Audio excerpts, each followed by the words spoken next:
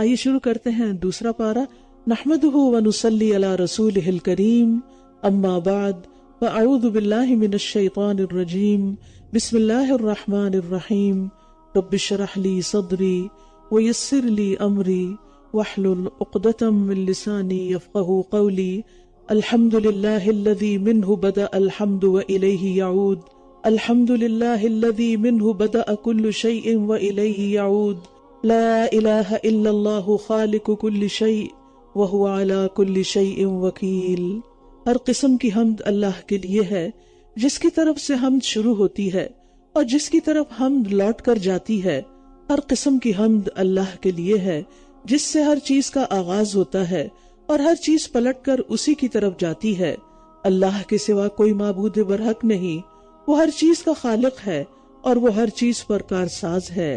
دوسرا پارہ. لوگوں میں سے بے وقوف ضرور کہیں گے کس چیز نے انہیں ان کے اس قبلے سے پھیر دیا جس کی طرف یہ رخ کیا کرتے تھے. آپ کہہ دیجئے مشرق اور مغرب اللہ ہی کے ہیں، وہ جسے چاہتا ہے سیدھے رستے کی طرف ہدایت دیتا ہے. براء ابن عازب کہتے ہیں کہ رسول اللہ صلی اللہ علیہ وسلم ہجرت کر کے مدینہ پہنچے تو 16 یا 17 ماہ تک بیت المقدس کی طرف منہ کر کے نماز پڑھتے رہے. پھر آپ کو بیت اللہ کی طرف منہ کرنے کا حکم ہوا. اس پر یہود، منافقین، مشرکین سب نے اعتراضات شروع کر دیے کہ اگر وہ پہلا قبلہ درست تھا تو اسے بدلنے کی کیا ضرورت تھی، اور اگر یہ درست ہے تو اتنی دیر بیت المقدس قبلہ کیوں رہا؟ اللہ تعالیٰ نے اس کا جواب دیا کہ یہ لوگ بے وقوفی کی وجہ سے ایسی باتیں کہہ رہے ہیں. مشرق یا مغرب کی اپنی کوئی حیثیت نہیں کہ ان کی طرف منہ کرنا باعث ثواب ہو، بلکہ اصل چیز اللہ سبحانہ و تعالیٰ کے حکم کی فرما برداری ہے، کیونکہ مشرق و مغرب کا مالک وہی ہے. وہ جب چاہے جدھر چاہے منہ کر کے نماز پڑھنے کا حکم دے سکتا ہے. یاد رکھیے عبادت میں اصل چیز اطاعت ہے، فرما برداری ہے. ہمارا کام اللہ کا حکم ماننا ہے، کیونکہ صراط مستقیم وہی ہے جس کا وہ حکم دیتا ہے، مگر اس پر چلنے کی توفیق وہ جسے چاہے دیتا ہے، اور جو توفیق سے محروم ہے وہ بے وقوفی سے بیکار باتیں بناتے رہتے ہیں. یاد رکھیے اللہ کے حکم پر اعتراض کرنا اللہ کی نگاہ میں بے وقوفی اور جہالت ہے، اور ایسا کام وہی کرتا ہے جو بے وقوف ہو، حق سے اناد رکھتا ہو. جو شخص سچا مومن ہو، عقل مند ہو، جو شخص ہدایت یافتہ ہو، وہ اللہ تعالیٰ کے ہر حکم کو خوشی کے ساتھ قبول کر لیتا ہے. آج بھی اگر کوئی بڑے سے بڑا مفکر، بڑے سے بڑا فلاسفر، بڑے سے بڑا سائنٹسٹ اللہ کے کسی حکم پر اعتراض کرتا ہے تو وہ دراصل جہالت کا شکار ہے. دین کے اعتبار سے بے وقوف لوگ وہی ہوتے ہیں کہ جو اللہ کے حکم کے خلاف چلتے ہیں. بعض لوگ دنیا کے معاملات میں بہت مہارت رکھتے ہیں لیکن اللہ کی نگاہ میں وہ حقیر ترین ہوتے ہیں. حسن بصری کہتے ہیں ان میں سے کوئی شخص 1 درہم کو اپنے ناخن سے ٹھوکر مار کر اس کے وزن کو تو معلوم کر لیتا ہے اور اس میں غلطی نہیں کرتا، لیکن اس کو صحیح طرح سے نماز پڑھنا بھی نہیں آتی. اور ایسے لوگوں کی بے شمار مثالیں ہیں کہ جو دنیا کے کاموں میں بے حد ماہر ہیں لیکن دین کے فرائض کا ایک ادنا سا حکم بھی نہیں جانتے. تو ہم سب اگر اللہ کی نگاہ میں عقل مند ہونا چاہتے ہیں تو نمبر 1 دین کا علم حاصل کریں، اور نمبر 2 جب علم حاصل کریں تو پھر اللہ کے دیے ہوئے علم پر شکوک و شبہات کا شکار بھی نہ ہو اور اعتراضات بھی نہ کریں. وَكَذَلِكَ جَعَلْنَاكُمْ أُمَّةً وَسَطًا لِتَكُونُوا شُهَدَاءَ عَلَى النَّاسِ وَيَكُونَ الرَّسُولُ عَلَيْكُمْ شَهِيدًا. اور اسی طرح ہم نے تمہیں میانہ رو امت بنا دیا تاکہ تم لوگوں پر گواہ ہو جاؤ اور رسول تم پر گواہ ہوں. اور جس قبلے پر آپ تھے اسے ہم نے اس لیے مقرر کیا تھا تاکہ ہم معلوم کریں کہ کون اس رسول کی پیروی کرتا ہے. یعنی یہ تبدیلی کس لیے تھی؟ تبدیلی ایک مشکل کام ہوتا ہے، لیکن تبدیلی کی ایک وجہ تھی کہ یہ ٹیسٹ کرنا تھا، ایک امتحان لینا تھا کہ رسول کی پیروی کون کرتا ہے، رسول کی بات کون مانتا ہے، اس کے برعکس جو اپنی ایڑیوں کے بل پھر جاتا ہے. اور بے شک یہ تبدیلی بہت بھاری تھی، بے شک یہ بات بہت بھاری تھی، مگر ان لوگوں پر نہیں جنہیں اللہ نے ہدایت بخشی. اور اللہ ایسا نہیں کہ تمہارا ایمان ضائع کر دے، بے شک اللہ تو لوگوں پر بہت شفقت کرنے والا، نہایت رحم کرنے والا ہے. امت وسط کا ایک اہم کام بتایا جا رہا ہے. امت وسط امت مسلمہ ہے. وسط کا معنی ہوتا درمیانہ، اور افضل چیز کو بھی وسط کہہ دیتے ہیں، کیونکہ درمیانی چیز، درمیانی راہ سب سے بہتر ہوتی ہے۔ اور یہاں مراد بہترین امت، یعنی اے امت محمد صلی اللہ علیہ وسلم، ہم نے تمہیں امت وسط بنایا ہے، چنی ہوئی امت بنایا ہے، اور تمہارا کام ہے لوگوں پر گواہی دینا۔ اس کے ایک معنی یہ ہے کہ اللہ کا پیغام دوسروں تک پہنچانے کی گواہی دینا، لوگوں کے سامنے دین حق کو رکھنا، کیونکہ اس امت کے افضل ہونے کا سبب بھی یہی ہے کہ وہ لوگوں کو نیکی کا حکم دیتے ہیں اور برائی سے منع کرتے ہیں، جیسے آتا ہے کنتم خیر امت اخرجت للناس۔ اور پھر دوسری بات سابقہ امتوں پر گواہی دینا، کیونکہ امت مسلمہ اللہ تعالیٰ کی کتاب میں جو باتیں پڑھتی ہے اس کی بنا پر پچھلی امتوں پر بھی گواہی دے گی کہ ان کے انبیاء نے انہیں اللہ تعالیٰ کے پیغامات پہنچا دیے تھے، اور یہ قیامت کے دن ہوگا۔ اور تیسری گواہی کیا ہے؟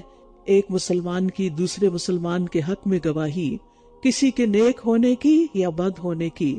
نبی صلی اللہ علیہ وسلم نے فرمایا فرشتے آسمان میں اللہ کے گواہ ہیں اور تم لوگ زمین میں اللہ کے گواہ ہو۔ لہٰذا ہم سب کو اس بات کی فکر بھی ہونی چاہیے کہ ہمارا امپریشن لوگوں میں کیا ہے، ایک نیک انسان کے طور پر یا ایک برے انسان کے طور پر۔ اس کا یہ مطلب نہیں کہ ہم ایکٹنگ شروع کر دیں اور ہم لوگوں کے سامنے اچھے بننے کی کوشش کریں اور دکھاوا اور ریاکاری شروع کر دیں، لیکن اس بات کی فکر ضروری ہے کہ ہم اپنے آثار کیا چھوڑ کے جا رہے ہیں، ہمارے امپریشنز کیا ہیں، لوگ ہمیں دیکھتے ہی ہمارے بارے میں کیا سوچتے ہیں۔ اور پھر یہاں رسول صلی اللہ علیہ وسلم کی اتباع کا وجوب بھی پتہ چلتا ہے، لِنَعْلَمَ مَن يَتَّبِعُ الرَّسُولَ، کیونکہ آپ کی اطاعت کرنے والے، آپ کا اتباع کرنے والے اللہ کے محبوب بندے ہوتے ہیں۔ رسول اللہ صلی اللہ علیہ وسلم نے فرمایا میری ساری امت جنت میں جائے گی سوائے اس کے جس نے انکار کیا۔ صحابہ نے عرض کیا یا رسول اللہ انکار کون کرے گا؟ آپ صلی اللہ علیہ وسلم نے فرمایا جو میری اطاعت کرے گا وہ جنت میں داخل ہوگا، اور جو میری نافرمانی کرے گا تو تحقیق اس نے انکار کیا۔ اور پھر یہاں اللہ سبحانہ و تعالیٰ کی آیت کے آخر میں دو صفات بیان ہوئی ہیں، رؤوف رحیم۔ الرؤوف کا معنی ہے شفقت کرنے والا، اور یہ رحیم سے زیادہ مبالغے والا ہے، یعنی انتہائی مہربان اور رحمت فرمانے والا، بندوں پر ان کی طاقت سے زیادہ بوجھ نہ ڈالنے والا، اپنے بندوں پر نہایت شفیق و رحیم۔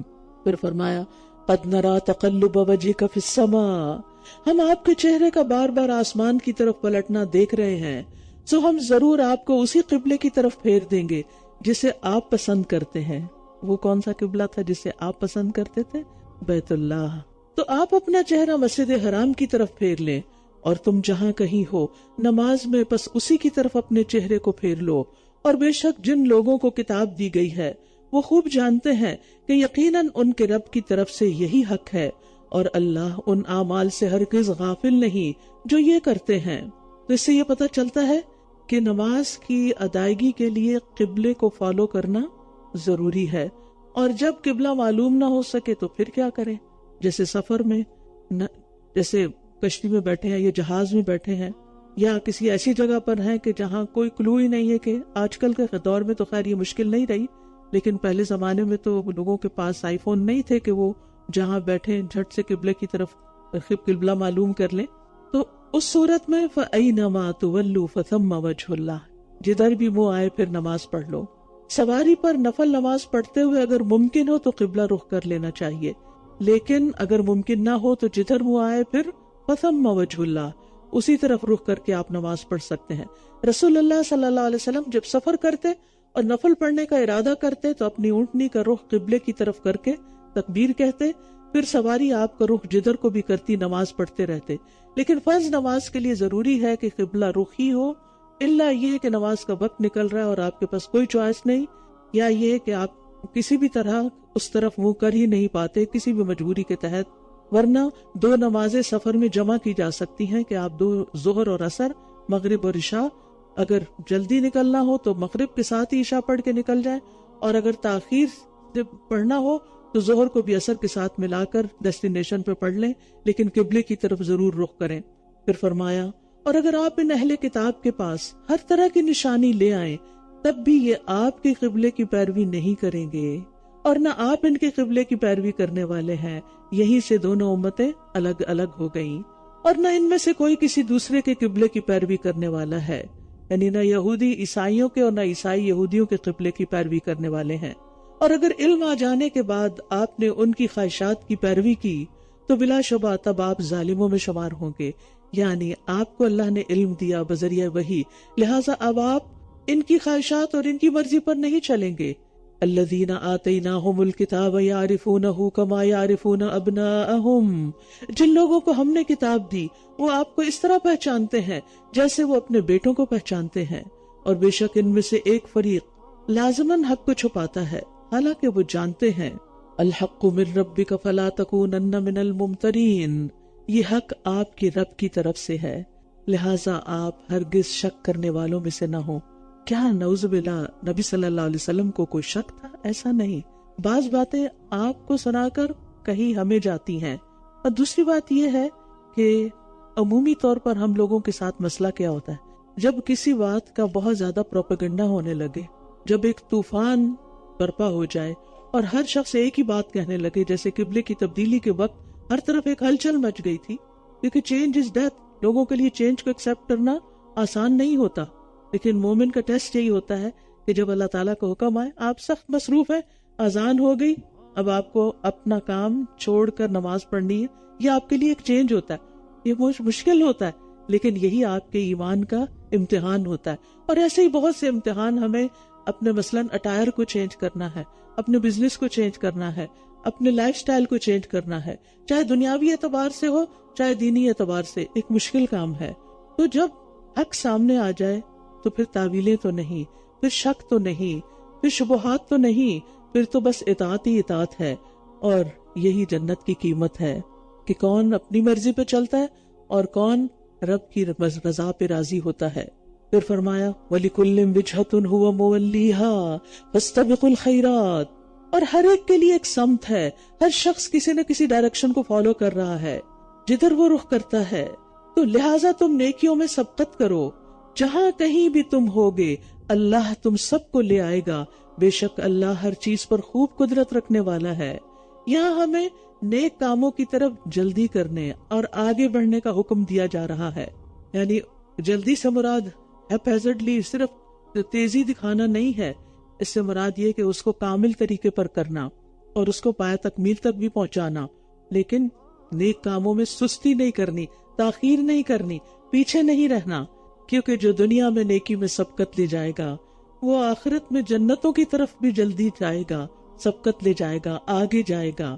والسابقون السابقون اولئک المقربون فی جنات النعیم ثلۃ من الاولین وقلیل من الآخرین، اور جو پہل کرنے والے ہیں وہی آگے بڑھنے والے ہیں، یہی مقرب لوگ ہیں جو نعمتوں والے باغوں میں ہوں گے، پہلوں میں سے بہت ہوں گے اور پچھلوں میں سے کم۔ پھر خطاب ہے اور آپ جہاں کہیں سے بھی نکلیں نماز میں اپنا چہرہ مسجد حرام کی طرف پھیر لیا کریں، اور بے شک یہ آپ کے رب کی طرف سے یقیناً حق ہے، اور جو کچھ تم کرتے ہو اللہ اس سے ہرگز غافل نہیں ہے۔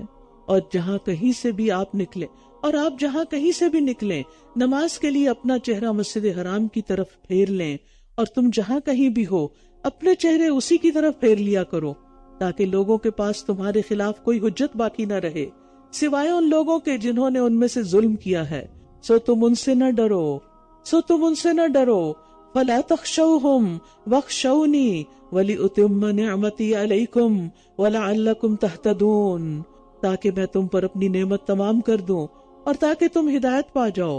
اصل نعمت تو دین کی ہدایت ہے، دین کی نعمت ہے جو اللہ تعالیٰ نے اپنا رسول بھیج کر اور اپنی کتاب نازل کر کے ہمیں عطا کی ہے۔ نعمتیں تو بہت سی ہیں لیکن سب سے بڑی نعمت دین کی نعمت ہے، اور یہ نعمت باقی نعمتوں کی تکمیل کرتی ہے، ورنہ نعمتیں تو اتنی زیادہ ہیں کہ یہاں اتنی زیادہ ہے کہ انہیں شمار نہیں کیا جا سکتا، ورنہ نعمتیں کتنی ہیں آپ گن نہیں سکتے۔ کما ارسلنا فیکم رسولا منکم یتلو علیکم آیاتنا ویزکیکم ویعلمکم الکتاب والحکمت ویعلمکم ما لم تکونوا تعلمون، جیسا کہ ہم نے تمہارے درمیان تم ہی میں سے ایک رسول بھیجا ہے جو تم پر ہماری آیات کی تلاوت کرتا ہے اور تمہارا تزکیہ کرتا ہے اور تمہیں کتاب و حکمت کی تعلیم دیتا ہے اور تمہیں وہ کچھ سکھاتا ہے جو تم نہیں جانتے تھے. فاذکرونی کب. اور یہاں پر آپ دیکھیے کہ نعمتوں کا ذکر ہو رہا تھا نا, تو پھر نعمتوں میں سے بڑی نعمتیں کیا ہیں؟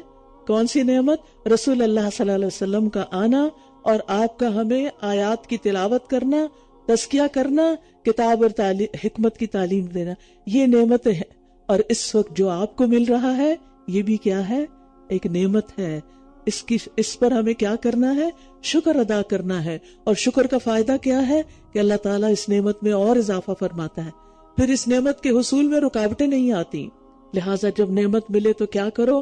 وَاذْكُرُونِي أَذْكُرْكُمْ وَاشْكُرُوا لِي وَلَا تَكْفُرُونَ. بس تم مجھے یاد کرو, میں تمہیں یاد کروں گا, اور تم میرا شکر ادا کرو اور میری ناشکری نہ کرو. اذکرونی یعنی میں نے اپنے رسول اور قرآن کے ذریعے سے نعمت پوری کرنے کا انعام تم پر کیا, لہٰذا تم پر لازم ہے کہ اب تم مجھے یاد رکھو, مجھے مت بھولو. ذکر کا معنی یاد کرنا بھی ہے, دل سے بھی اور عمل سے بھی, اور یہ نسیان کی ضد ہے. ذکر کرنے والے سے اللہ کا وعدہ کیا ہے کہ اللہ بھی اس کو یاد کرے گا, اللہ بھی اس کا ذکر کرے گا. نبی صلی اللہ علیہ وسلم نے فرمایا, حدیث قدسی ہے, بس اگر وہ مجھے اپنے نفس میں یاد کرے یعنی دل میں, تو میں بھی اسے اپنے دل میں یاد کرتا ہوں, اور اگر وہ مجھے بھری محفل میں یاد کرے تو میں اسے اس سے بہتر محفل میں یاد کرتا ہوں. یہاں چونکہ لفظ نفس ہے تو اس لیے ترجمہ دل نہیں کرتے. بس اگر وہ مجھے اپنے نفس میں یاد کرے تو میں بھی اسے اپنے نفس میں یاد کرتا ہوں, اور اگر مجھے بھری محفل میں یاد کرے تو میں اسے اس سے بہتر محفل میں یاد کرتا ہوں. ہم اس وقت کیسے ذکر کر رہے ہیں؟ محفل میں. تو ہمیں پورا یقین ہے انشاءاللہ اللہ تعالیٰ اس سے بہترین محفل میں ہمارا ذکر بھی کر رہا ہوگا. اور سب سے بہترین عمل یہ ہے کہ جب تم دنیا سے رخصت ہو تو تمہاری زبان اللہ کے ذکر سے تر ہو, اللہم اجعلنا منہم. اور علم کی مجالس ذکر کی مجالس ہیں, اور یہ جنت کے باغ ہیں. رسول اللہ صلی اللہ علیہ وسلم نے فرمایا, جب تم لوگ جنت کے باغوں کے پاس سے گزرو تو کچھ کھا پی لیا کرو. کسی نے پوچھا جنت کے باغوں سے مراد کیا ہے؟ فرمایا مجالس ذکر, جن میں بیٹھ کر لوگ مل کر اللہ کو یاد کرتے ہیں. پھر فرمایا, یا ایھا الذین آمنوا استعینوا بالصبر والصلاۃ ان اللہ مع الصابرین. دوسری دفعہ تلقین آ گئی ہے, دوسری دفعہ پھر یاد دہانی ہو گئی, اے لوگو جو ایمان لائے ہو, صبر اور نماز سے مدد طلب کرو. مشکلات سے نکلنے کا یہی راستہ ہے. بے شک اللہ صبر کرنے والوں کے ساتھ ہے. اور جو لوگ اللہ کی راہ میں مارے جائیں انہیں مردہ مت کہو, بلکہ وہ زندہ ہیں لیکن تم شعور نہیں رکھتے. اور اب مصائب خمسہ کا ذکر ہے, 5 مصیبتیں. وَلَنَبْلُوَنَّكُمْ بِشَيْءٍ مِّنَ الْخَوْفِ وَالْجُوعِ وَنَقْصٍ مِّنَ الْأَمْوَالِ وَالْأَنفُسِ وَالثَّمَرَاتِ وَبَشِّرِ الصَّابِرِينَ. اور ہم تمہیں کسی نہ کسی چیز کے ساتھ ضرور ہی آزمائیں گے, خوف اور بھوک سے, اور مالوں اور جانوں اور پھلوں میں کمی کر کے, اور صبر کرنے والوں کو خوشخبری دے دیجئے. گویا آزمائش کا آنا بھی باعث خیر ہے, کیونکہ آزمائش پر ہی صبر ہوتا ہے, اور صبر والوں کے لیے خوشخبریاں ہیں, کیونکہ صبر کرنے والوں کو ان کا اجر بے حساب دیا جائے گا. نبی صلی اللہ علیہ وسلم نے فرمایا, مومن مرد یا مومن عورت پر اس کے جسم کی طرف سے یا اس کے مال کی طرف سے یا اس کی اولاد کی طرف سے مستقل پریشانیاں آتی رہتی ہیں. یہ ہمارے نبی تھے, 1400 سال پہلے بتا دیا تھا کہ یہ تو ہوگا, امتحان تو ہوگا, آزمائشیں تو آتی ہی رہیں گی, یہاں تک کہ جب وہ اللہ سے ملتا ہے تو اس کا ایک گناہ بھی باقی نہیں رہتا. گویا یہ آزمائشیں گناہوں کے دھو ڈالنے کا سبب بنتی ہیں. نبی صلی اللہ علیہ وسلم نے فرمایا, مسلمان پر کوئی مصیبت, بیماری, رنج و غم یا تکلیف یا پریشانی ایسی نہیں آتی یہاں تک کہ اسے کانٹا بھی چبھتا ہے, کہیں کٹ لگ جاتا ہے تو اللہ اس کے بدلے اس کے گناہ دور کر دیتا ہے. کتنی بڑی خوشخبری ہے. تو کون ہے یہ آزمائش میں مبتلا لوگ اور جن کے لیے اجر کی خوشخبریاں ہیں؟ الذین اذا اصابتهم مصیبۃ قالوا انا للہ وانا الیہ راجعون. یہ صبر کی علامت ہے. وہ لوگ کہ جب انہیں کوئی مصیبت پہنچتی ہے تو کہتے ہیں کہ بے شک ہم اللہ ہی کے ہیں, ہم بھی تو اللہ کے ہی ہیں نا, اور بے شک ہم اسی کی طرف لوٹ کر چلے جائیں گے, ہم اسی کی طرف لوٹ کر جانے والے ہیں. یعنی اگر ہمارا کوئی عزیز پیارا چلا گیا, یا ہمارا مال چلا گیا, یا ہماری کوئی پسندیدہ چیز ہم سے جدا ہو گئی تو کوئی بات نہیں, ایک دن ہم بھی اس دنیا کو چھوڑ جائیں گے. لہٰذا ہم اللہ کے فیصلے پر صبر کرتے ہیں, اللہ کی رضا پر راضی ہیں. مصیبت ہر اس چیز کو کہتے ہیں جس سے انسان کو تکلیف پہنچتی ہے، خواہ وہ چھوٹی ہو یا بڑی ہو۔ اب آپ دیکھیے کہ بعض اوقات لوگوں کی باتوں سے تکلیف پہنچتی ہے، اس وقت انسان صبر کرتا ہے، برداشت کرتا ہے۔ بعض اوقات اللہ تعالیٰ کی کوئی ایسی تقدیر نافذ ہو جاتی ہے کہ جس کے آگے انسان بے بس ہوتا ہے، کوئی ایسی بیماری آ جاتی ہے کہ جس سے انسان کو نبر آزما ہو رہا ہوتا ہے۔ تو ایسی صورت میں انسان کے لیے اگر اللہ کی رضا پہ وہ راضی ہے تو بہت بڑی خوشخبری ہے۔ لہٰذا تکلیف پہنچتے ہی، کسی بھی قسم کی تکلیف، ہم نے اس کو صرف مخصوص کر لیا فوتگی کے ساتھ، یہ صرف فوت ہونے کے لیے نہیں ہے، یہ کسی بھی تکلیف، جان مال نہ پھلوں کی کسی طرح کی بھی کمی۔ سعید بن جبیر کہتے ہیں یہ کلمات ہمارے نبی صلی اللہ علیہ وسلم سے پہلے کسی کو نہیں دیے گئے تھے، اگر یعقوب علیہ السلام یہ کلمات جانتے ہوتے تو یا اسفا علی یوسف نہ کہتے بلکہ انا للہ پڑھتے۔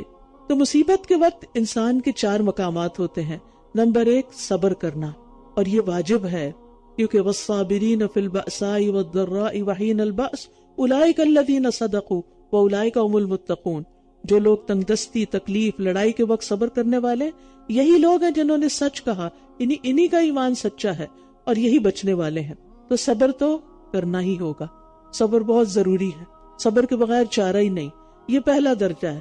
دوسرا تکلیف پہ راضی ہونا، اور جو راضی ہوتا ہے اللہ اس سے راضی ہو جاتا ہے۔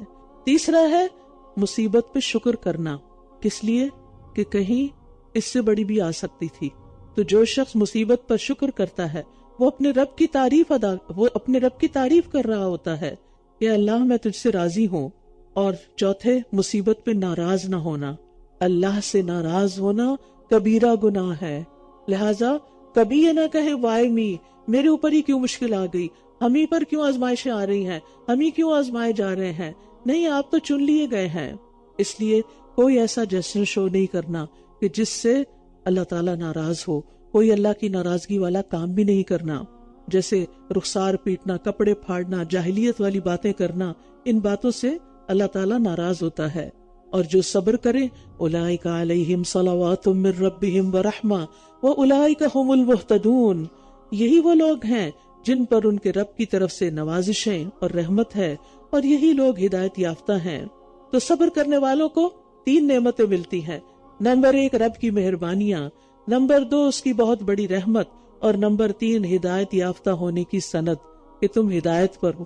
اب ہم سب جانچ سکتے کہ کیا ہم ہدایت پہ ہیں یا نہیں، اگر یہ ٹریٹس ہمارے اندر ہیں تو ہدایت پر ہیں۔ اور جو صبر نہیں کرتے انہیں کچھ بھی حاصل نہیں ہوتا، نہ ان کی مصیبت ٹلتی ہے اور نہ آخرت میں ان کے لیے کوئی اجر ہے اور نہ رب کی رضا۔ تو صبر کرنے والوں کی مشقت کم ہے، اجر زیادہ ہے۔ بے صبری کرنے والوں کی مشقت بھی بہت ہے، وہ مسلسل تکلیف میں رہتے ہیں۔ صابرین کو اللہ کی مدد ملتی ہے، النصر مع الصبر، اللہ کا ساتھ ملتا ہے، وَاصْبِرُوا إِنَّ اللَّهَ مَعَ الصَّابِرِينَ، اللہ کی محبت ملتی ہے، وَاللَّهُ يُحِبُّ الصَّابِرِينَ، جنت کے بالا خانوں کا حصول اس پر مبنی ہے، أُولَئِكَ يُجْزَوْنَ الْغُرْفَةَ بِمَا صَبَرُوا، یہی وہ لوگ ہیں جو اپنے صبر کا بدلہ جنت کے بالا خانوں کی صورت میں پائیں گے۔ اور وَإِنَّمَا يُوَفَّى الصَّابِرُونَ أَجْرَهُمْ بِغَيْرِ حساب، انلمیٹڈ اجر، بے حساب اجر، جو لوگ تکلیف آنے پہ صبر کریں۔ کیا کوئی دن ایسا ہے جس میں کوئی تکلیف نہ آئے آپ کو، چھوٹی یا بڑی؟ تو ان تکلیفوں پر ہائے، شور، چیخنا، چلانا، موڈ آف کر لینا، بات کرنا چھوڑ دینا، اور لوگوں سے شکوے اور اللہ سے شکوے، کیا اس سے مصیبتیں ختم ہو جائیں گی؟ زندگی تو ہے ہی امتحان کے لیے، لہٰذا صبر کرنا سیکھیے اور صبر مانگیے۔ من یتصبر یصبرہ اللہ، جو صبر کرے گا اللہ اس کو صبر دے دے گا۔ اور صبر کی مثال حضرت ہاجرہ ہیں، جنہوں نے ایسے آثار چھوڑے کہ آج بھی لوگ ان پہ رواں دواں ہیں۔ ان الصفا والمروہ، ان آثار میں سب سے بڑی نشانی ان کا صفا مروہ میں دوڑنا صبر کے ساتھ۔ ان الصفا والمروہ من شعائر اللہ، بے شک صفا اور مروہ اللہ کی نشانیوں میں سے ہیں۔ تو جو کوئی اس گھر کا حج یا عمرہ کرے تو اس پر کچھ گناہ نہیں کہ ان دونوں کے درمیان چکر لگائے، اور جو کوئی خوشی سے نیکی کرے تو بے شک اللہ قدردان ہے، خوب علم رکھنے والا ہے۔ اللہ سبحانہ وتعالیٰ کے ناموں میں سے ایک نام الشاکر اور ایک الشکور بھی ہے، جو اس کا معنی کیا ہے کہ بہت زیادہ قدردانی کرنے والا، تھوڑی سی محنت پر بہت زیادہ اجر دینے والا، قلیل عبادت پر عظیم درجات دینے والا، دنیا کے تھوڑے سے عرصے میں عبادت کرنے پر آخرت کی لامحدود نعمتیں عطا کرنے والا اللہ تعالیٰ عمل کے بدلے اجر دیتے ہیں، اس لیے اس کو شکر کہا گیا ہے۔ وہ تھوڑے سے عمل کی بھی قدردانی کرتا ہے۔ ان الذین یکتمون ما انزلنا من البینات والہدی، لیکن اس کے برعکس جو اللہ کی نعمت دین کی قدر نہیں کرتے اور حق کو چھپاتے ہیں، ان کا انجام کیا ہے؟ بے شک وہ لوگ جو ہماری نازل کردہ واضح آیات اور ہدایت کو چھپاتے ہیں، اس کے بعد کہ ہم نے اس کو اپنی کتاب میں لوگوں کے لیے کھول کر بیان کر دیا ہے، ایسے ہی لوگوں پر اللہ لعنت کرتا ہے اور سب لعنت کرنے والے بھی ان پر لعنت کرتے ہیں۔ علماء یہود کے بارے میں یہ بات کہی گئی کہ جنہوں نے نبی صلی اللہ علیہ وسلم کو پہچان کر بھی ان کے نبی ہونے کی گواہی نہیں دی، اور اس میں ہم سب کے لیے بھی ایک بہت بڑا سبق ہے کہ حق بات کو چھپانا نہیں، کسی کے ڈر سے، کسی کے خوف سے۔ الا الذین تابوا واصلحوا وبینوا، مگر وہ لوگ جنہوں نے توبہ کی اور اصلاح کر لی اور کھول کر بیان کر دیا، تو یہی لوگ ہیں جن کی توبہ میں قبول کرتا ہوں، اور میں بہت توبہ قبول کرنے والا، نہایت رحم کرنے والا ہوں۔ اللہ سبحانہ تعالیٰ کی ایک اور صفت، ایک اور نام التواب بھی ہے، بہت زیادہ توبہ قبول کرنے والا۔ یعنی جو بندہ بھی اپنے گناہوں پر نادم ہو کر اس کے احکام کی پیروی کرتا ہے تو اللہ تعالیٰ بھی اپنی رحمت کے ساتھ اس کی طرف رجوع فرماتے ہیں۔ جو وعدے بھی اللہ نے اپنے بندوں سے کیے ہیں وہ ان کی خلاف ورزی نہیں کرتا۔ نہ صرف یہ کہ توبہ قبول کرتا ہے بلکہ توبہ کی توفیق بھی دیتا ہے اور توبہ کرنے کے الفاظ بھی سکھاتا ہے کہ توبہ کرو کیسے، اس کی تعلیم بھی دیتا ہے۔ پھر فرمایا ان الذین کفروا وماتوا وهم کفار اولئک علیہم لعنت اللہ والملائکۃ والناس اجمعین، بے شک وہ لوگ جنہوں نے کفر کیا اور وہ کفر ہی کی حالت میں مر گئے، ایسے ہی لوگوں پر اللہ کی اور فرشتوں کی اور سب انسانوں کی لعنت ہے۔ خالدین فیہا، وہ ہمیشہ اسی لعنت میں رہنے والے ہیں۔ لا یخفف عنہم العذاب، نہ تو ان سے عذاب ہلکا کیا جائے گا، ولا ہم ینظرون، اور نہ ہی وہ مہلت دیے جائیں گے۔ کفر کی حالت میں مرنا انسان کے لیے بہت بڑی بدقسمتی کی بات ہے۔ پھر فرمایا وَإِلَٰهُكُمْ إِلَٰهٌ وَاحِدٌ لَا إِلَٰهَ إِلَّا هُوَ الرَّحْمَٰنُ الرَّحِيمُ، اور تم سب کا معبود ایک ہی معبود ہے، اس کے سوا کوئی معبود نہیں، وہ بہت مہربان، نہایت رحم کرنے والا ہے۔ وہ ایسا معبود ہے کہ جو تم پر مہربان بھی ہے۔ تو اللہ سبحانہ تعالیٰ الرحمن بھی ہے، الرحیم بھی ہے۔ اس کے بعد اس نے اپنے الہ ہونے کی نشانیاں دکھائیں۔ ان فی خلق السماوات والارض واختلاف اللیل والنہار، بے شک آسمانوں اور زمین کی پیدائش میں اور رات اور دن کے ایک دوسرے کے پیچھے آنے جانے میں، اور رات اور دن کے ایک دوسرے کے پیچھے آنے جانے میں، اور ان کشتیوں میں جو سمندر میں وہ چیزیں لے کر چلتی ہیں جو لوگوں کو نفع دیتی ہیں، اور اس پانی میں جو اللہ نے آسمان سے اتارا، پھر اس سے زمین کو اس کی موت کے بعد زندہ کیا، اور اس میں ہر قسم کے جاندار پھیلا دیے، اور ہواؤں کی گردش میں، اور ان بادلوں میں جو آسمان اور زمین کے درمیان مسخر ہیں، ان لوگوں کے لیے یقیناً بہت سی نشانیاں ہیں جو عقل رکھتے ہیں۔ لہذا ہم سب کو کیا کرنا چاہیے؟ اللہ تعالیٰ سے تعلق مضبوط کرنے کے لیے ان نشانیوں پر غور و فکر کرنا چاہیے۔ یہ نہیں کہ بس صبح ہوئی ہے، رات ہوئی ہے اور کوئی غور و فکر نہیں۔ چڑھتے سورج کو دیکھ کر بھی اللہ کی شان کو یاد رکھیں، اللہ کی تسبیح کریں، اور جب سورج غروب ہو رہا ہو، جب دن کی روشنی آئے اور جب رات کا اندھیرا ہو، ہر آن اپنے رب کو یاد کریں اور اللہ تعالیٰ کی قدرت کو پہچانے کہ یہ اس کے سوا کوئی بھی نہیں کر سکتا، وہ اکیلا ہی یہ سب کچھ کر رہا ہے۔ لیکن اس کے باوجود لوگوں کی آنکھوں پر پٹی بندھی ہوئی ہے، وہ اللہ کو چھوڑ کر اوروں کو اپنا معبود بنا لیتے ہیں اور ان سے سخت محبت کرتے ہیں۔ فرمایا اور لوگوں میں سے کچھ ایسے بھی ہیں جو اللہ کے سوا اوروں کا اس کا مد مقابل بنا لیتے ہیں، اور وہ ان سے ایسی محبت کرتے ہیں جیسی محبت اللہ سے ہونی چاہیے، اور وہ لوگ جو ایمان لائے وہ اللہ کی محبت میں سب سے زیادہ شدید ہیں۔ اور کاش ظالم دیکھ لیں، جب وہ عذاب کو دیکھیں گے تو جان لیں گے کہ بے شک قوت ساری کی ساری اللہ ہی کے لیے ہے، اور بے شک اللہ شدید عذاب والا ہے۔ انداد جو ہے یہ ند کی جمع ہے۔ کل ہم نے یا ایھا الناس اعبدوا ربکم میں پڑھا تھا فلا تجعلوا للہ اندادا، یہاں وہ سبق پھر دوبارہ دہرا دیا گیا۔ ند میں ہر وہ چیز شامل ہے جو انسان کے دل پر مسلط ہو کر وہ مقام بنا لے جو اللہ تعالیٰ کا حق ہے۔ بت پرست جو ہیں وہ ان ہستیوں کی مورتیاں بنا کے ان کو پوجا کرتے تھے جن سے وہ محبت کرتے تھے۔ قبر پرست ان ہستیوں کی قبروں پر عمارتیں بنا کے ان کی پوجا کرتے ہیں جن سے وہ محبت کرتے ہیں، جن کی عظمت ان کے دلوں پہ چھائی ہوئی ہوتی بزرگوں کی، اور انہیں پھر نفع نقصان کا مالک سمجھتے ہیں اور ان کی قبروں پر جا کر اپنی حاجتیں پیش کرتے ہیں، مصیبت کے وقت ان کو پکارتے ہیں اور ان سے فریادیں کرتے ہیں۔ غوث کا کیا مطلب ہے؟ فریاد رسی کرنے والا۔ کیا اللہ کے علاوہ بھی کوئی فریاد رسی کر سکتا ہے؟ ہمیں تو یہ سکھایا گیا یا حیو یا قیوم برحمتک استغیث، ہمیں تو کسی اور کو غوث بنانا ہی نہیں۔ اور پھر صرف غوث نہیں، غوث اعظم، نعوذ باللہ، یہ لفظ کبھی بولنا بھی نہیں چاہیے۔ ان کا نام عبد القادر جیلانی بولنا چاہیے، نہ کہ غوث اعظم۔ یہ بولنا بھی شرک ہو جاتا اگر ذہن میں وہی ہے، لیکن ہم کبھی سوچتے ہی نہیں کہ ہم کیا کہہ رہے ہیں۔ پھر اسی طرح باقی بھی بہت سی مثالیں آپ کے سامنے اپنے معاشرے کی موجود ہیں کہ جن کی طرف توجہ دینے کی ضرورت ہے، کیونکہ شرک ایسا گناہ ہے جو قابل معافی نہیں۔ اور پھر آپ دیکھیں کہ پچھلی قوموں کے اندر بھی ایسی خرابیاں پیدا ہو گئی۔ اب دیکھیں تقریباً کئی سو سال کعبہ کے اندر بت رکھ دیے گئے اور لوگ اس کے ساتھ کعبہ کا ان بتوں کے ساتھ کعبہ کا طواف کرتے۔ اللہ جو ایک ہے اور جس کو اپنے ساتھ کسی کو شریک بنانے پر اتنا غصہ آتا ہے، اتنا اس کا غضب بھڑکتا ہے کہ قریب ہے کہ آسمان پھٹ پڑے اور زمین بھربری، پہاڑ پھٹ پڑے اور بھربرے ہو جائے، لیکن اس کے باوجود اللہ نے برداشت کیا، اس شرک کو برداشت کیا اور پھر اس کے خاتمے کے لیے ایک رسول بھیجا۔ ہم جب کسی کے اندر کوئی خرابی دیکھتے ہیں، شرک ہی دیکھتے ہیں، تو ہمارا حال کیا ہو جاتا ہے؟ ہمیں برداشت نہیں ہوتا۔ ہاں، ہمیں غصہ آنا چاہیے، ہمارے دل کو تکلیف ہونی چاہیے، لیکن طریقہ وہی اختیار کرے اصلاح کا جو نبی صلی اللہ علیہ وسلم کا تھا۔ اور آپ نے دیکھے کتنے دلوں کو مسخر کر لیا۔ اس سیرت کی پیروی کی ضرورت ہے، اس سنت کی پیروی کی ضرورت ہے۔ صرف یہ کہہ دینا کہ میں تو بس سچ کہتی ہوں، ٹھیک ہے آپ مانے سچے لوگ ہیں، لیکن سچ کہنے کا مطلب یہ تو نہیں ہوتا کہ سچ بات کو آپ بد اخلاقی اور بدتمیزی کے ساتھ کہتے رہیں۔ اس کا تو اختیار نہیں دیا گیا نا، اس کا تو حق نہیں دیا گیا آپ کو۔ تو اللہ کے نزدیک سب سے بڑا گناہ یہ ہے کہ کسی کو اللہ کے ساتھ برابر کیا جائے، حتیٰ کہ نبی صلی اللہ علیہ وسلم کو بھی اللہ کا شریک نہیں بنا سکتے، کسی فرشتے کو، جبریل علیہ السلام یا اور مقرب فرشتوں کو بھی اللہ کا شریک نہیں قرار دے سکتے، اسی لیے اللہ کے علاوہ کسی اور کے نام کی قسم بھی نہیں کھا سکتے۔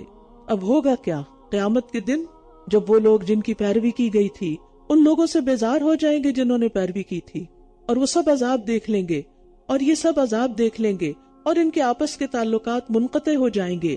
اور جن لوگوں نے پیروی کی تھی وہ کہیں گے کہ کاش ہمارے لیے ایک بار دنیا میں واپسی کا موقع ہو تو ہم بھی ان سے اسی طرح بیزار ہوں جس طرح یہ ہم سے بیزار ہو رہے ہیں۔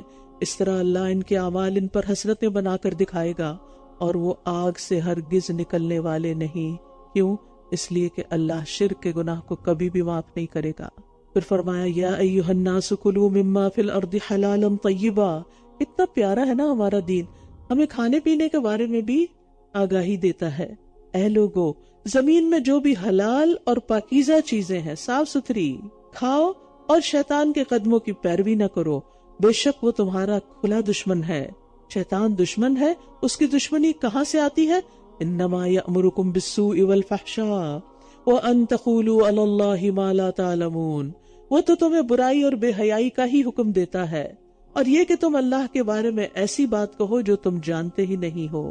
سو سے مراد کوئی بھی برائی، کوئی بھی بری چیز، اور فحشاء سے مراد وہ برائی جو حد سے بڑی ہوئی ہوتی ہے، مثلا حد سے بڑا ہوا بخل، زنا، چوری، شراب، قتل، یہ سب فحشاء میں آتی ہیں۔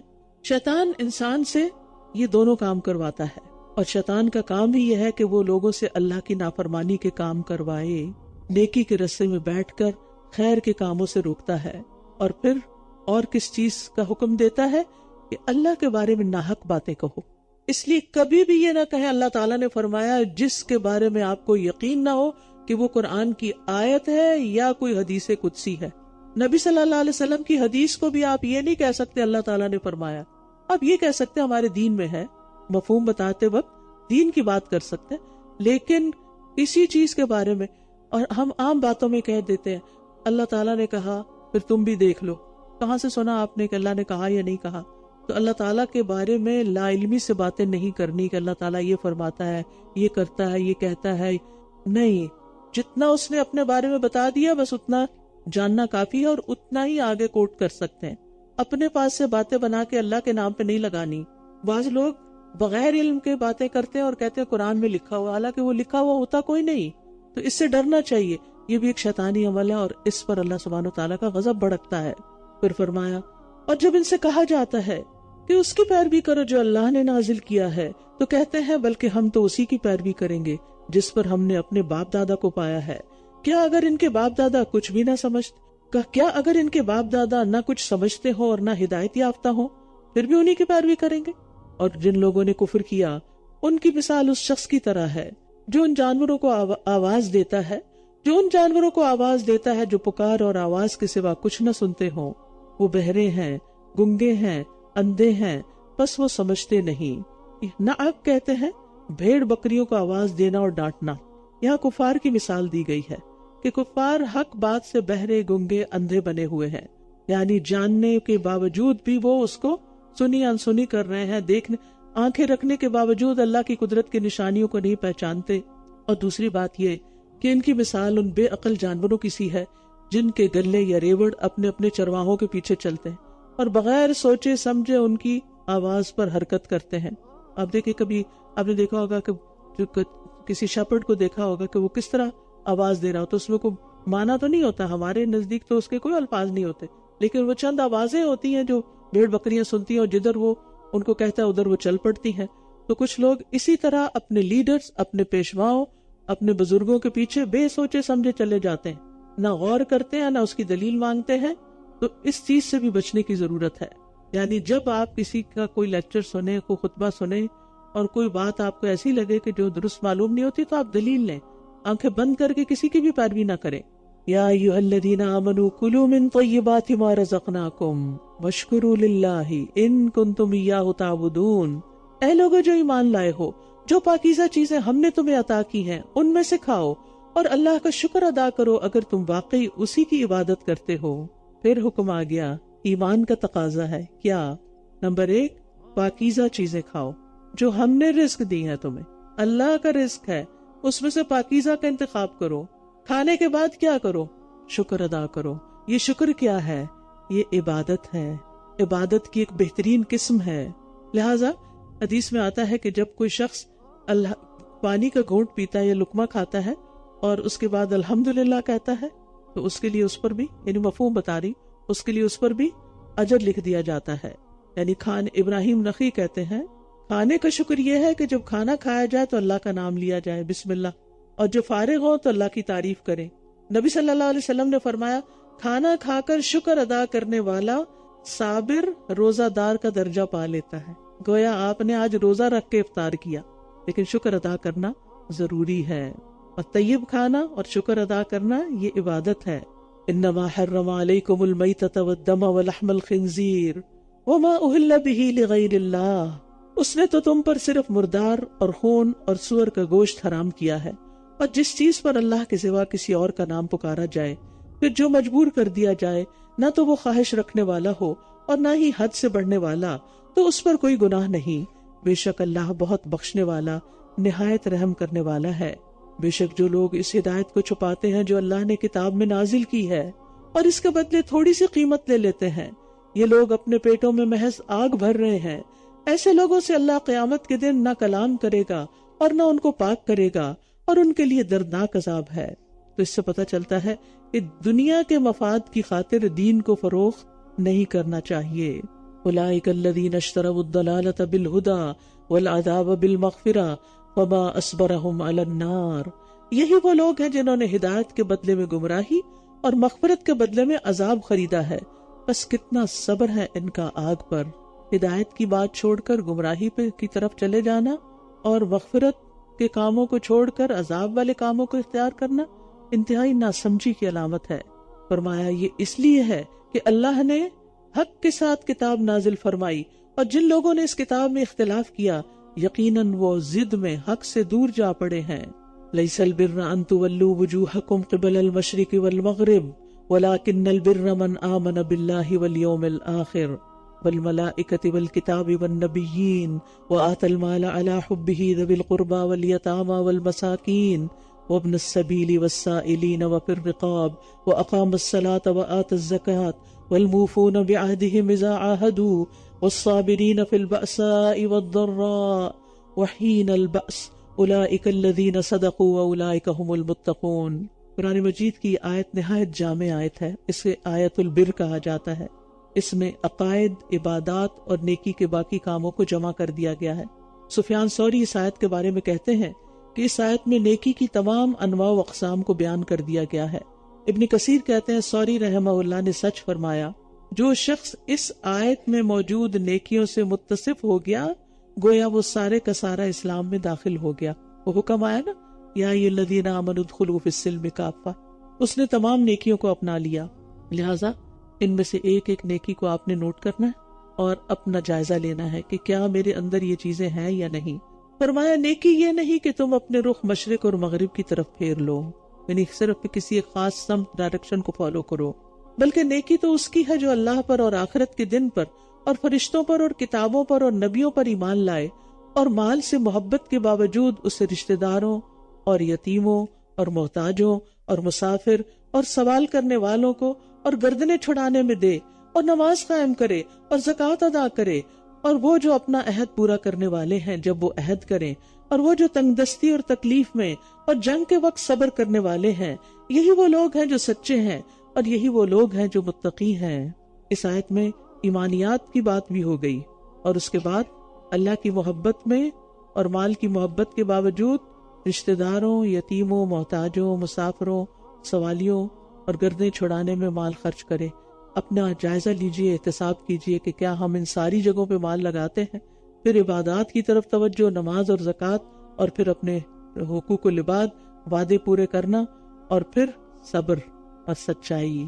یا ایھا الذین آمنوا کتب علیکم القصاص فی القتلی، اے لوگو جو ایمان لائے ہو، تم پر مقتولوں کے بارے میں قصاص لینا فرض کر دیا گیا ہے، آزاد کے بدلے آزاد، اور غلام کے بدلے غلام، اور عورت کے بدلے عورت۔ پھر جس قاتل کو اس کے بھائی مقتول وارث جس قاتل کو اس کے بھائی یعنی مقتول کے وارث کی طرف سے کچھ معاف کر دیا جائے تو مقتول کے وارث کے لیے معروف طریقے سے پیروی کرنا اور قاتل کو اچھے طریقے سے اس کی دیت ادا کرنا لازم ہے۔ یہ تمہارے رب کی طرف سے تخفیف اور رحمت ہے۔ پھر جو اس کے بعد زیادتی کرے تو اس کے لیے دردناک عذاب ہے۔ یہاں اہل جاہلیت کے ایک ظلم کا خاتمہ مقصود ہے، کیونکہ ان کے ہاں اگر کمزور قبیلے کی کوئی عورت کسی طاقتور قبیلے کے مرد کو قتل کر دیتی تو وہ قتل کرنے والی عورت کی بجائے اس قبیلے کے کسی بے گناہ مرد یا بہت سے مردوں کو قتل کر دیتے تھے۔ اسی طرح کسی کمزور قبیلے کا کوئی غلام کسی زور آور قبیلے کے کسی آزاد آدمی کو قتل کر دیتا تو وہ اس قاتل غلام کی جگہ اس قبیلے کے کسی بے گناہ آزادی کو قتل کرنے پر اصرار کرتے۔ تو اللہ تعالیٰ نے واضح کر دیا کہ نہیں، قتل کرنے والے کے بدلے میں قاتل ہی کو قتل کیا جائے گا، کسی دوسرے کو نہیں۔ قاتل خام آزاد ہے، غلام ہے، مرد ہے یا عورت۔ یہاں ایک دلچسپ بات یہ ہے کہ مقتول کے وارث کو قاتل کا بھائی کہا گیا، یعنی قتل ہو گیا، جرم بہت بڑا ہے لیکن رشتہ ایمانی نہیں ختم ہوا، اور ایک طرح سے سفارش بھی کی گئی کہ اب جو ہونا تھا ہو گیا، اب تم اسے کچھ نہ کچھ رعایت دے دو، کچھ معافی دے دو۔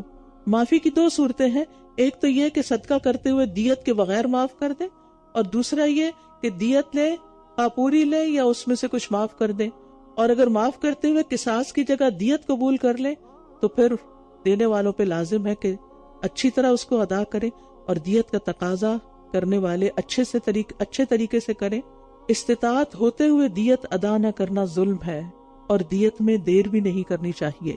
وَلَكُمْ فِي الْقِصَاصِ حَيَاةٌ يَا أُولِي الْأَلْبَابِ لَعَلَّكُمْ تَتَّقُونَ، اور تمہارے لیے قصاص میں زندگی ہے اے عقل والو تاکہ تم بچ جاؤ۔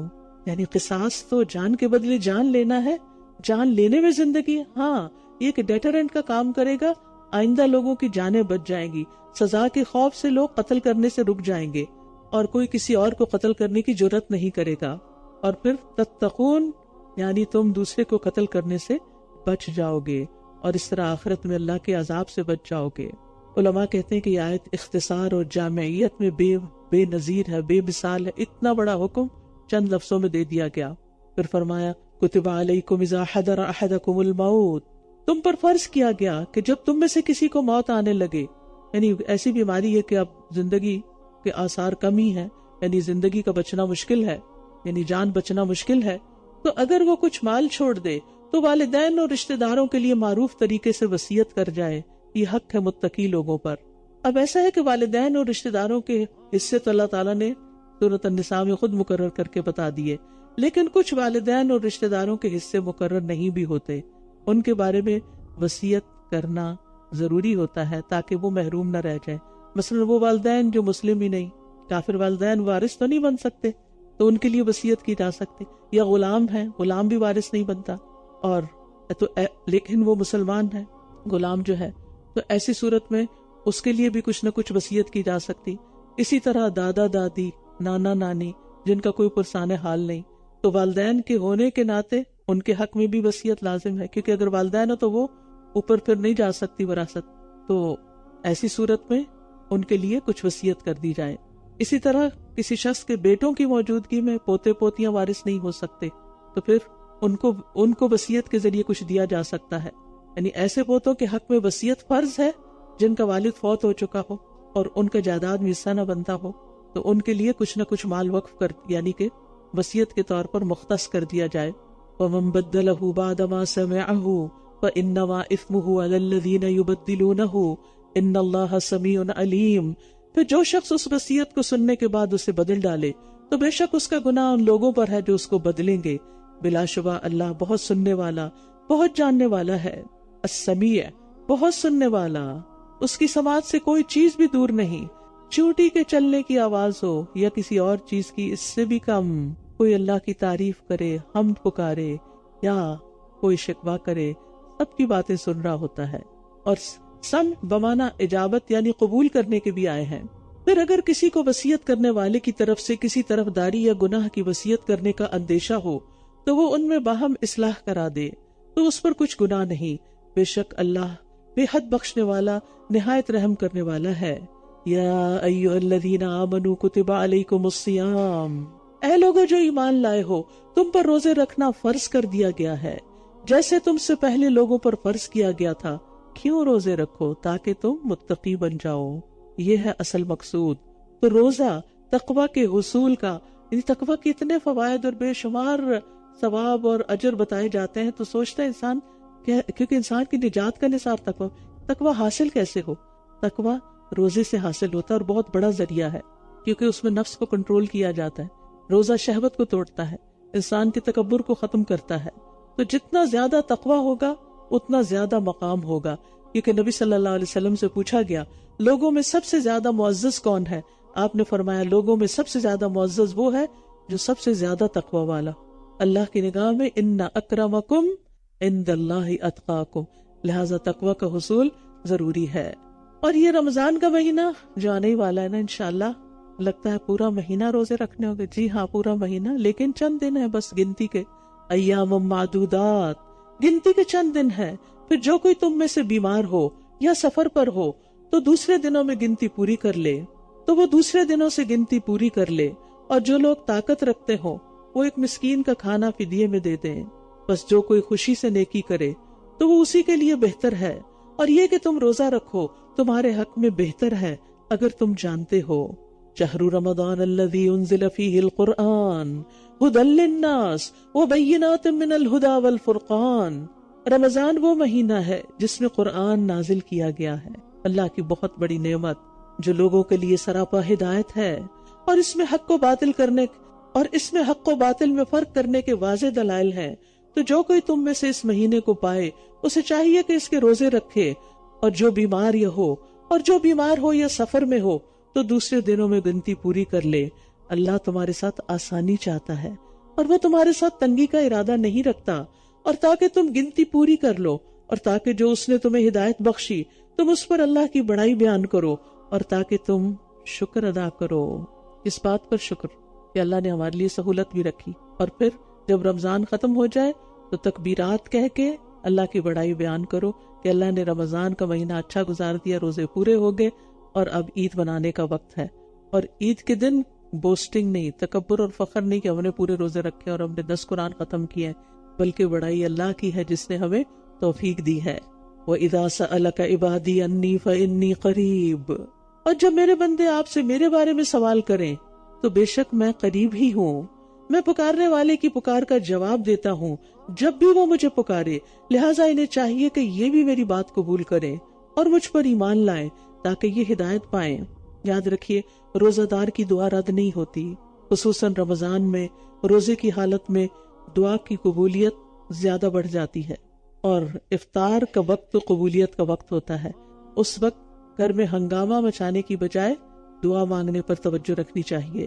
نبی صلی اللہ علیہ وسلم نے فرمایا 3 آدمیوں کی دعا رد نہیں کی جاتی، ان میں سے ایک روزے دار کی، یہاں تک کہ وہ اس کو افطار کر لے۔ نبی صلی اللہ علیہ وسلم نے یہ بھی فرمایا کہ رمضان کے ہر دن اور ہر رات اللہ تبارک و تعالیٰ کی طرف سے کچھ لوگوں کو جہنم سے خلاصی نصیب ہوتی ہے، اور ہر دن رات میں مسلمان کی ایک دعا ایسی ضرور ہوتی ہے جو قبول ہو جائے۔ لہٰذا خوب دعائیں کرنی ہے، اپنی دعاؤں کی لسٹ بنا کے رکھ لیں، اور قرآنی اور مسنون دعاؤں کی کتاب بھی آپ کے پاس ہونی چاہیے، تاکہ آپ کوئی چیز نہ چھوڑیں جو نبی صلی اللہ علیہ وسلم نے پڑھی، جو مانگی۔ اور دعائیں ایپ تو آپ سب کے پاس ہوگی ہی انشاءاللہ، کیونکہ اس میں ہم نے پوری کوشش کی ہے کہ جتنی زیادہ سے زیادہ دعائیں جمع کر سکیں وہ کر دیں، تو انشاءاللہ آپ کو بے حد فائدہ ہوگا، کیونکہ موبائل تو جگر کا ٹکڑا ہے، ہر جگہ ساتھ ہوتا ہے، اس لیے کچھ مس نہیں ہونے والا، جہاں بھی خیال آئے فوراً دعا کرنا شروع ہو جائے۔ پھر فرمایا احل لکم لیلۃ الصیام الرفث الی نسائکم ان لباس لکم وانتم لباس لہن، روزوں کی راتوں میں تمہارے لیے اپنی عورتوں کے پاس جانا حلال کر دیا گیا ہے، وہ تمہارے لیے لباس ہے اور تم ان کے لیے لباس ہو۔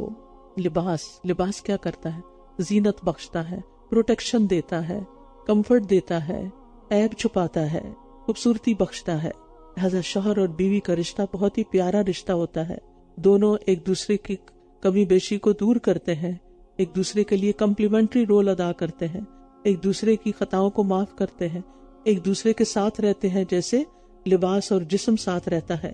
اللہ جانتا ہے کہ تم اپنے نفسوں سے خیانت کر رہے تھے، تو اس نے تم پر مہربانی کی اور تمہیں معاف کر دیا۔ یعنی پہلے جب ابھی حکم نہیں آیا تھا پاس جانے کا، فزیکل ریلیشن شپ کا، تو کچھ لوگ ایسا کچھ کر لیتے تو پھر وہ گلٹی فیل کرتے تھے۔ فرمایا پس اب تم ان سے مباشرت کرو، اور جو اللہ نے تمہارے لیے لکھ رکھا ہے اسے تلاش کرو۔ یعنی عورت صرف ایک پلیزر کی چیز نہیں، بلکہ اولاد بھی اس کا حق ہے، اور پھر جو اللہ نے تمہارے لیے اولاد لکھی ہے اس اولاد کی بھی خواہش رکھو، اور کھاؤ اور پیو یہاں تک کہ تمہارے لیے فجر کے وقت صبح کی سفید دھاری رات کی سیاہ دھاری سے واضح ہو جائے، پھر رات تک روزہ پورا کرو۔ سحری اور افطار کے اوقات بتائے جا رہے ہیں۔ اور جب تم مسجدوں میں اعتکاف کی حالت میں ہو تو ان سے مباشرت نہ کرو۔ مسجد ایک مقدس مقام ہے، اس کا اپنا ادب اور احترام ہے، اور اس کے اندر مخصوص کام کرنے کے ہیں، ہر کام کرنے کا نہیں۔ یہ اللہ کی حدود ہیں، بس ان کے قریب بھی نہ جانا۔ اللہ اسی طرح اپنی آیات کو لوگوں کے لیے کھول کھول کر بیان فرماتا ہے تاکہ وہ بچ جائیں۔ اور تم ایک دوسرے کے مال آپس میں باطل طریقے سے نہ کھاؤ، اور نہ ان کو بطور رشوت حاکموں کے پاس لے جاؤ، تاکہ تم لوگوں کے مالوں کا کچھ حصہ گناہ کے ساتھ کھا جاؤ، حالانکہ تم جانتے ہو۔ باطل طریقے سے مال کھانے کا مطلب ہے کسی کا مال غصب کر کے، جبرن لے کے، چوری کر کے، امانت میں خیانت کر کے، ادھار لی ہوئی چیز کا انکار کر کے، یہ سب باطل طریقے سے مال کھانا ہے۔ اسی طرح اس میں وہ معاوضہ بھی شامل ہے جو حرام ہے، جیسے سودی لین دین، ہر قسم کے جوئے سے حاصل شدہ مال کے، کوئی لاٹری نکل آئی ہے، کوئی خوش ہونے کی ضرورت نہیں، اول تو اس میں جانا ہی نہیں چاہیے تھا، نکل بھی آئی ہے تو اس کا ایک پیسہ بھی حلال نہیں آپ کے لیے، کیونکہ یہ مال کسی کام کے معاوضے کے طور پر نہیں آپ کو ملا۔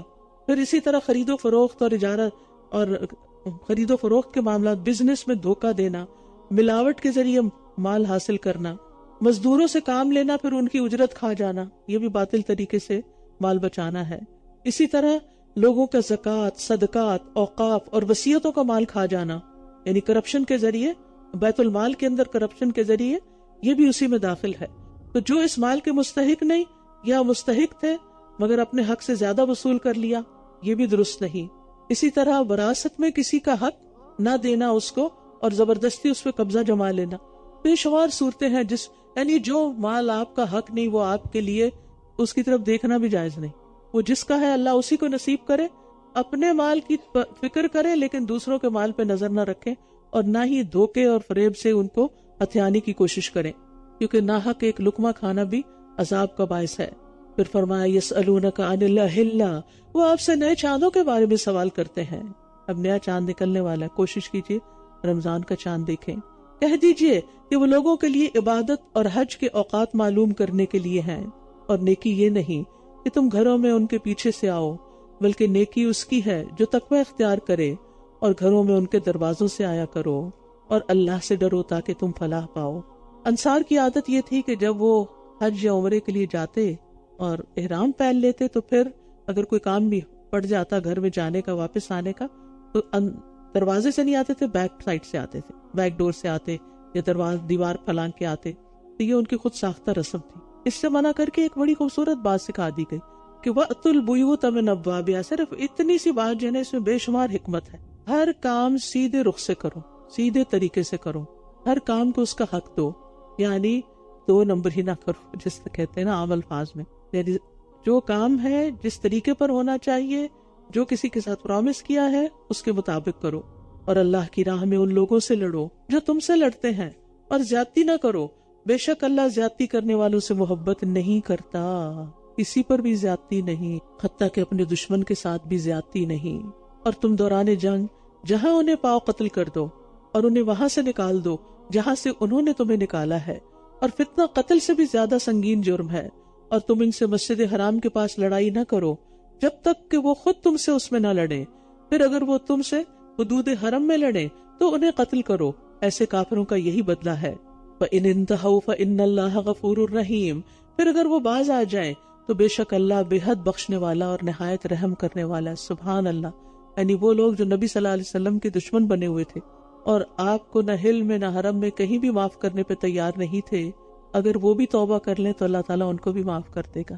وہ جو جیسے ابو سفیان کی مثال ہے کہ کہاں کہاں انہوں نے آپ سے مقابلہ نہیں کیا، لیکن جب وہ اسلام لے آئے پچھلے سارے گناہ معاف ہو گئے۔ یہ ہے ہمارا دین، ان الحسنات یذہبن السیئات، اور ان سے جنگ کرو یہاں تک کہ فتنہ باقی نہ رہے اور دین صرف اللہ ہی کا ہو جائے، پھر اگر وہ باز آ جائیں تو ظالموں کے سوا کسی پر زیادتی جائز نہیں۔ حرمت والے مہینے میں لڑائی کا بدلہ حرمت والے مہینے میں ہی ہے، یعنی اگر کوئی حرمت والے مہینے میں تم پہ اٹیک کرے گا تو حرمت والے مہینے میں ہی جواب دیا جائے گا، ورنہ حرمت والے مہینے میں جنگ کرنا جائز نہیں۔ اور حرمتوں کی پامالی کا بھی قصاص ہے، بس جو کوئی تم پر زیادتی کرے تو جیسی زیادتی وہ تم پر کرے ویسی ہی تم اس پر کرو، اور اللہ سے ڈرتے رہو، اور جان لو کہ اللہ متقی لوگوں کے ساتھ ہے۔ اور اللہ کی راہ میں خرچ کرو اور اپنے ہاتھوں اپنے آپ کو ہلاکت میں نہ ڈالو، اور نیکی کرو، بے شک اللہ نیکی کرنے والوں سے محبت کرتا ہے۔ نیکی کیوں کرے؟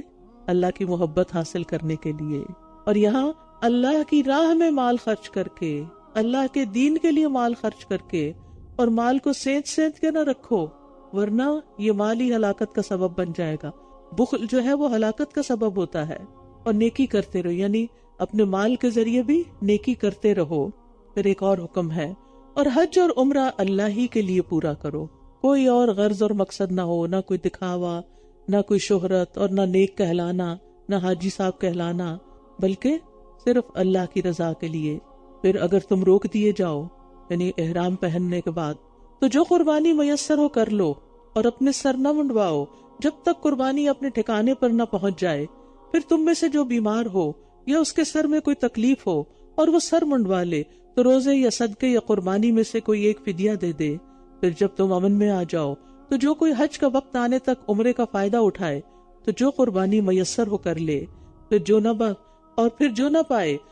نہ پائے تو 3 دن کے روزے حج کے دوران اور 7 دن کے روزے اس وقت رکھے جب تم گھروں کو واپس لوٹ جاؤ، اور 7 دن کے روزے اس وقت رکھو جب تم گھروں کو واپس لوٹ جاؤ۔ یہ پورے 10 ہو گئے۔ یہ 10 روزوں کا حکم کس کے لیے؟ یہ حکم اس شخص کے لیے ہے جس کے اہل و عیال مسجد حرام مکہ کے رہنے والے نہ ہوں۔ اور اللہ سے ڈرتے رہو اور جان لو کہ بے شک اللہ سخت سزا دینے والا ہے۔ الحج اشہر معلومات فمن فرض فیہن الحج فلا رفث ولا فسوق ولا جدال فی الحج وما تفعلوا من خیر یعلمہ اللہ وتزودوا فإن خیر الزاد التقوی واتقون یا اولی الالباب۔ حج کے مہینے معلوم ہیں، یعنی مقرر ہیں، تو جو شخص ان مہینوں میں حج لازم کر لے تو حج کے دوران نہ کوئی بے حیائی کی بات کرے، یعنی احرام پہننے کے بعد، اور نہ کوئی گناہ کرے اور نہ لڑائی جھگڑا کرے۔ الحمدللہ بہت سے لوگ بے حیائی سے بھی بچ جاتے ہیں، گناہ کے کام بھی نہیں کرتے، لیکن حج کے موقع پر، عمرے کے موقع پر لڑائی جھگڑا، حتیٰ کہ نماز کی جگہ لینے کے لیے لڑائی شروع کر دیتے ہیں. طواف کرتے ہوئے رش ہے تو کونیاں مار کے، دھکے مار کے راستہ بناتے ہیں. یہ چیزیں احرام کی حالت میں جائز نہیں. احرام کی حالت میں تو ناخن کاٹنا جائز نہیں. کسی اور کو کاٹنا کہاں سے جائز ہے کہ آپ اس کی چونٹیاں کاٹ رہے ہیں؟ اور جو بھی نیک کام تم کرو گے اللہ اس کو جانتا ہے. اس کا مطلب یہ ہے کہ حج اور عمرے کے دوران اور بھی نیکیوں کے کام کرنے چاہیے. وہ آیت البر پڑھ لی نا آپ نے، اللہ اس کو جانتا ہے.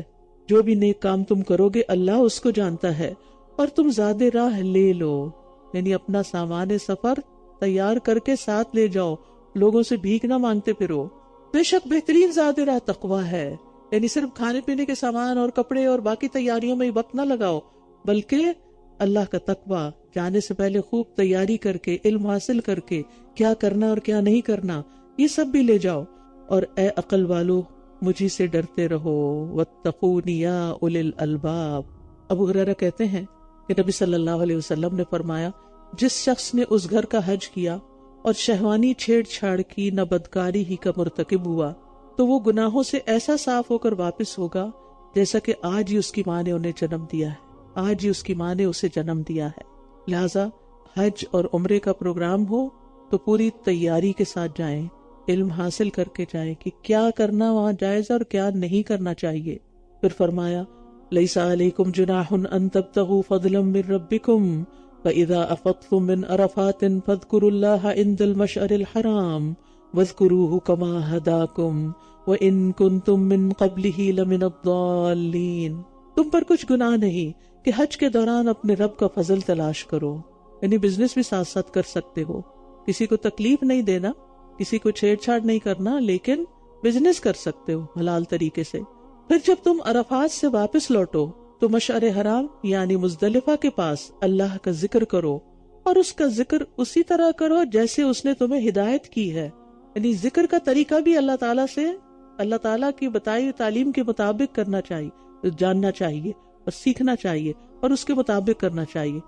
ذکر کے خود ساختہ طریقے درست نہیں ہیں، اور بے شک تم لوگ اس سے قبل یقیناً گمراہوں میں سے تھے. اللہ نے تمہیں ہدایت دی، لہٰذا اس ہدایت پر شکر ادا کرو. اور شکر کا طریقہ کیا ہے کہ جیسے وہ کہتا ہے ویسے ہی کرو. ثم افیضوا من حیث افاض الناس واستغفروا اللہ ان اللہ غفور الرحیم. پھر تم بھی وہیں سے واپس لوٹو جہاں سے سب لوگ واپس لوٹیں، اور اللہ سے بخشش مانگو، بے شک اللہ بے حد بخشنے والا، نہایت رحم کرنے والا ہے. اس سے پتہ چلتا ہے کہ ہمارے دین میں ایک مساوات ہے، کسی کے لیے کوئی اسپیشل ٹریٹمنٹ نہیں. حج کے جتنے بھی ارکان ہیں، امیر، غریب، بادشاہ، فقیر، سب کے لیے برابر ہے. کسی خاص قبیلے کے لیے کوئی خاص رعایت نہیں ہے، جیسے کہ قریش سمجھتے تھے کہ ہم عام لوگوں کی طرح حج نہیں کریں گے اور ہم عرفات جا کے نہیں لوٹیں گے اس سے پہلے ہی، کیونکہ وہ تو باقی عام لوگوں کا کام ہے. نہیں، حج اس وقت تک ہوتا ہی نہیں جب تک کہ تمام مناسک ادا نہ کیے جائیں. اور پھر مناسک ادا کرتے ہوئے بھی کیا کریں؟ واستغفر اللہ، اللہ سے بخشش مانگتے رہیں، بے شک اللہ غفور الرحیم. ہوتا ہے نا ایسے، جب ہم کوئی نیکی کا کام کرتے ہیں تو ہمارے اندر ہوتا ہے پتہ نہیں ٹھیک کیا یا نہیں، پتہ نہیں درست ہے یا نہیں. اور آپ دیکھیں کہ حج ہو یا عمرہ ہو یا رمضان کا مہینہ ہو، ہمیں ہمارے لیے علم حاصل کرنا بے حد ضروری ہے. مثلا آج ہم نے رمضان کی آیتیں پڑھی ہیں تو یہ شہر رمضان کتاب آپ کے میں سے ہر ایک کے پاس ہونی چاہیے کہ اس سے کرنے کے کام آپ کو پتہ چلے کہ کیا کیا کرنا لازم ہے. اور رمضان میں کوشش کریں کہ اپنے بچوں کے ساتھ بیٹھ کر ایک ایک صفحہ ان کے ساتھ دہرا لیں تاکہ وہ رمضان کی ریکوائرمنٹ سے یعنی کہ مانوس ہو جائیں کہ انہیں کیا کرنا ہے اور کیا نہیں کرنا.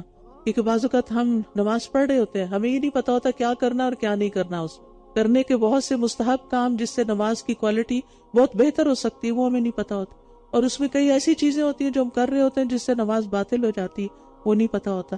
تو اس کے لیے جاننا بہت ضروری ہے. وَإِذَا قَضَيْتُم مَّنَاسِكَكُمْ فَاذْكُرُوا اللَّهَ كَذِكْرِكُمْ آبَاءَكُمْ أَوْ أَشَدَّ ذِكْرًا.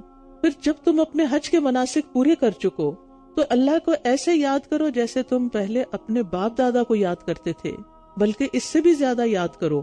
پھر لوگوں میں سے کوئی ایسا ہے جو کہتا ہے اے ہمارے رب ہمیں دنیا میں ہی بھلائی دے دے، اور اس کے لیے آخرت میں کوئی حصہ نہیں ہوتا.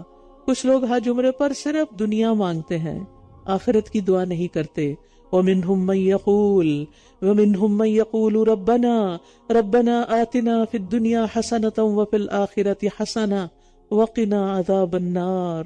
اور ان میں سے کوئی ایسا ہے جو کہتا ہے اے ہمارے رب ہمیں دنیا میں بھی بھلائی عطا فرما اور آخرت میں بھی بھلائی عطا فرما اور ہمیں آگ کے عذاب سے بچا، یعنی بھلائیوں کے ساتھ ساتھ جہنم کی آگ سے بچا. دنیا کی بھلائیوں سے کیا مراد ہے؟ خوشگوار، وسیع، حلال رزق، نیک بیوی یا شوہر، ایسی اولاد جس سے آنکھیں ٹھنڈی ہوں، راحت و سکون، امن، نفع مند علم، نیک عمل کی توفیق اور اسی طرح کی کچھ اور چیزیں. یہ سب چیزیں مطلوب حسنہ میں شامل ہیں. اور آخرت کی حسنہ، موت کا وقت آسان ہو جائے، قبر میں روشنی ہو، قبر کے عذاب سے سلامتی ہو، حشر اور جہنم کی سزا سے سلامتی ہو، اللہ کی رضا حاصل ہو اور نعمتوں کا حصول اور اللہ کا دیدار حاصل ہو، اللہ کا قرب نصیب ہو. جیسے حضرت آسیہ نے دعا مانگی تھی رب ابن لی عندک بیتا فی الجنہ. یہ آخرت کی نعمت ہے. نبی صلی اللہ علیہ وسلم کی کثرت سے کی جانے والی دعاؤں میں سے ایک دعا ہے، لہٰذا اس کو اپنے پاس کہیں نوٹ کر لیں. مثلا اگر نماز کی کوئی آپ نے گھر میں مخصوص جگہ بنائی ہوئی نا اور اس کے ساتھ وال ہے یا کوئی ایسی جگہ ہے تو اس میں ایسی چیزیں اسٹیکر پہ لکھ کے لگا لیں تاکہ آپ کو بھولے نہیں. ورنہ ہوتا ہے کہ ہم ہر وقت اتنی جلدی میں ہوتے ہیں کہ ہمیں چیزیں یاد ہی نہیں رہتی. آج پڑھا، ایک دن دعا مانگی، اگلے دن پھر بھول گئے.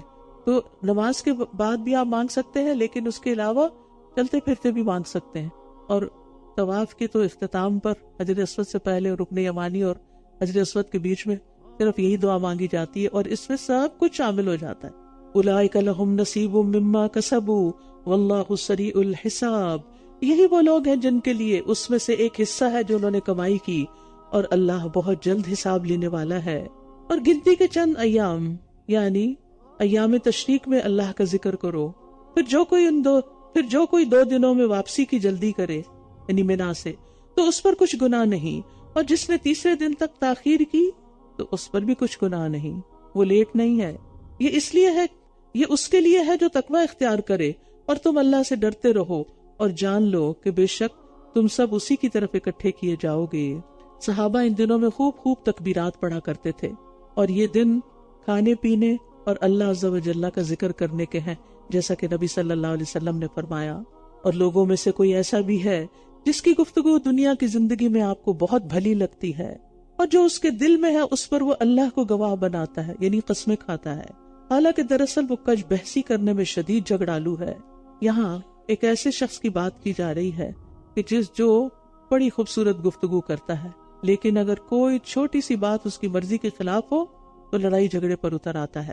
منافقین کی صفت میں سے ایک صفت یہ بھی ہے کہ وہ دنیا کی زندگی کے بارے میں بہت معلومات رکھتے ہیں. کسی بھی ٹاپک پہ بات کریں تو انسان حیران ہو جاتا ہے، لیکن اس کی باتوں میں نہ آخرت کی بات ہوتی ہے اور نہ ہی اس کا کچھ علم ہوتا ہے اس کے بارے میں. دین کی کوئی بات نہیں ہوتی. ابو ہریرہ کہتے ہیں رسول اللہ صلی اللہ علیہ وسلم نے فرمایا اللہ تعالیٰ ہر سخت دل، متکبر، بخیل اور پیٹو انسان سے بغض رکھتا ہے، جو بازاروں میں شور کرنے والا، رات کو مردار اور دن کو گدھا ہے، دنیا کے معاملات کا عالم ہے، آخرت کے معاملات سے جاہل ہے. آخرت کے معاملات سے جہالت اللہ سبحانہ وتعالیٰ کو ناپسند ہے. اللہ تعالیٰ ایسے لوگوں سے نفرت کرتا ہے. دوسری بات جو اس آیت میں بتائی گئی کہ وہ اللہ کی قسمیں کھا کر اپنے ایمان اور اخلاص کا یقین دلاتا ہے تاکہ لوگ اس پر اعتبار کریں. تیسری بات یہ بتائی گئی کہ وہ الد الخصام ہے. الد کا معنی ہوتا ہے سخت جھگڑالو اور خصام کا معنی جھگڑے میں سخت جھگڑالو. مطلب یہ کہ جب جھگڑے کا وقت آتا ہے تو بہت جھگڑا کرتا ہے. حضرت عائشہ کہتی ہے کہ رسول اللہ صلی اللہ علیہ وسلم نے فرمایا اللہ کے ہاں سب آدمیوں سے زیادہ مبغوض الالد الخصم ہے، یعنی سخت جھگڑالو انسان.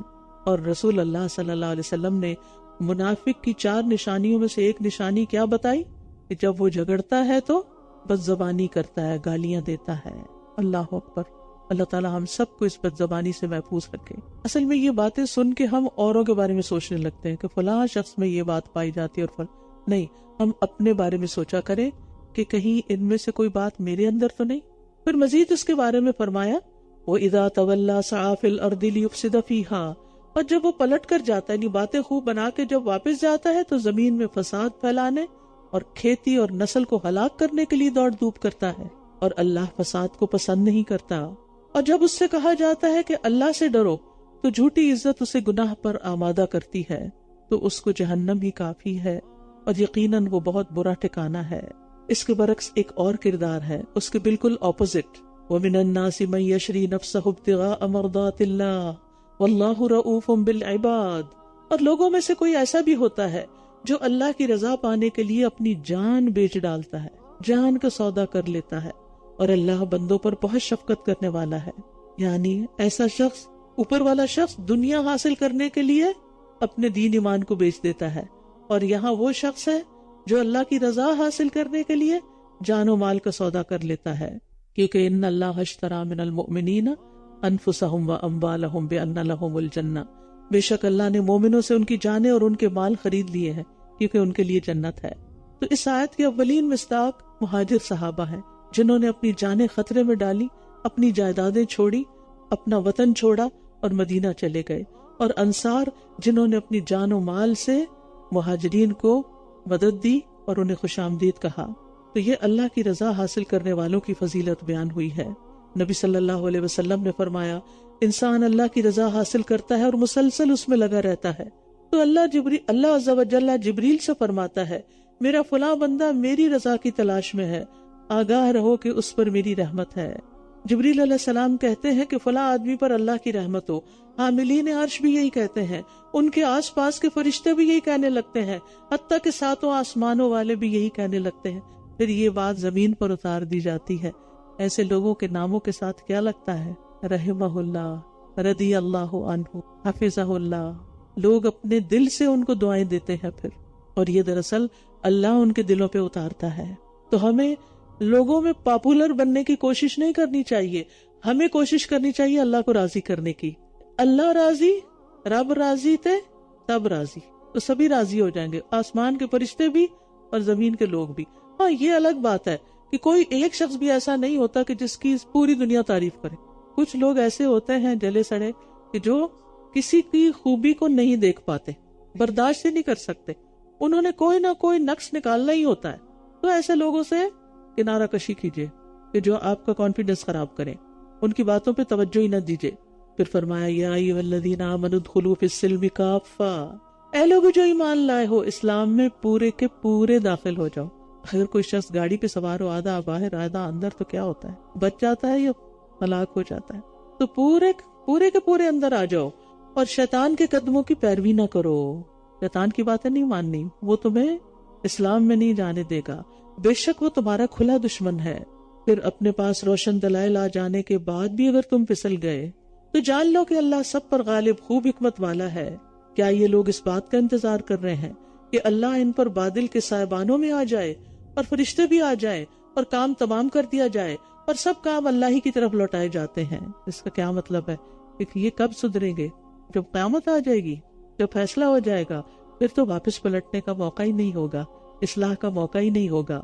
پھر فرمایا، سل بنی اسرائیل کم آتیناہم من آیت بینہ، بنی اسرائیل سے پوچھئے کہ ہم نے ان کو کتنی ہی روشن نشانیاں دی، اور جو شخص اللہ کی نعمت کو اپنے پاس آ جانے کے بعد بدل دے تو وہ یاد رکھے کہ بے شک اللہ سخت سزا والا ہے۔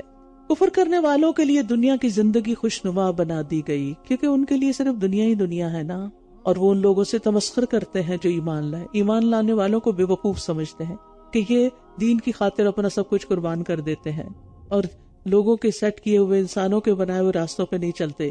حالانکہ جو لوگ تقوی اختیار کریں وہ قیامت کے دن ان سے اوپر ہوں گے، اور اللہ جسے چاہتا ہے بے حساب رزق دیتا ہے۔ اس لیے لوگوں کی باتوں اور لوگوں کے مذاق اڑانے کی پرواہ نہیں کرنی چاہیے، کرنا وہ چاہیے جس سے رب راضی ہوتا ہے، کیونکہ رب راضی ہوگا تو کچھ مل بھی جائے گا۔ لوگ راضی ہوں گے تو تھوڑی دیر کے بعد کوئی بات انہیں اچھی نہیں لگے گی تو ناراض بھی ہو جائیں گے۔ ساری زندگی گزر جاتی ہے لوگوں کو راضی کرنے میں، لیکن لوگ چھوٹی چھوٹی باتوں پہ ناراض ہو جاتے ہیں۔ تو ہمارا فل فوکس کس پہ ہونا چاہیے؟ ان کاموں پہ جو اللہ کو راضی کرنے والے ہیں۔ پھر فرمایا، کان الناس امۃ واحدہ، ابتدا میں سب لوگ ایک ہی امت تھے، پھر وہ اختلاف کرنے لگے تو اللہ نے ان کی طرف خوشخبری دینے والے اور خبردار کرنے والے نبی بھیجے، اور ان کے ساتھ حق پر مبنی کتاب نازل کی، تاکہ وہ لوگوں کے درمیان ان امور میں فیصلہ کر دیں جن میں انہوں نے اختلاف کیا، اور آپس کی ضد کی وجہ سے اس میں انہی لوگوں نے اختلاف کیا جن کو کتاب دی گئی تھی، اس کے بعد کہ ان کے پاس روشن دلائل آ چکے تھے تو اللہ نے ایمان والوں کو اپنے اذن سے حق میں سے اس بات کی ہدایت دی جس میں انہوں نے اختلاف کیا تھا، اور اللہ جسے چاہتا ہے سیدھے رستے کی طرف ہدایت دیتا ہے۔ تو یہاں ایک بڑی اہم بات بتا دی گئی ہے کہ انسانیت کی ابتدا شرک سے نہیں ہوئی، یعنی سورج، چاند، آگ، ہوا، پانی اور انسانوں کی پرستش سے نہیں ہوئی، خالص توحید سے ہوئی۔ ابتدا میں تمام انسان ایک ہی دین پر چلتے تھے اور وہ تھا توحید، ان کی ایک ہی ملت تھی۔ ابن عباس کہتے ہیں آدم اور نوح علیہ السلام کے درمیان 10 قرن یعنی 1000 سال تھے، ملینیم۔ یہ سب شریعت حقہ یعنی توحید پر قائم تھے۔ پھر شیطان کے بہکانے سے ان میں شرک آیا اور ان میں اختلافات پیدا ہوئے، تب اللہ نے نوح علیہ السلام اور دوسرے انبیاء بھیجے۔ تو شرک شروع ہوتا ہے نوح علیہ السلام کے زمانے سے، بلکہ اس سے کچھ پہلے سے، تاکہ نوح علیہ السلام آ کر ان کی اصلاح کر سکیں۔ ام حسبتم ان تدخلوا الجنہ، کیا تم نے یہ سمجھ رکھا ہے کہ تم یوں ہی جنت میں داخل ہو جاؤ گے، جبکہ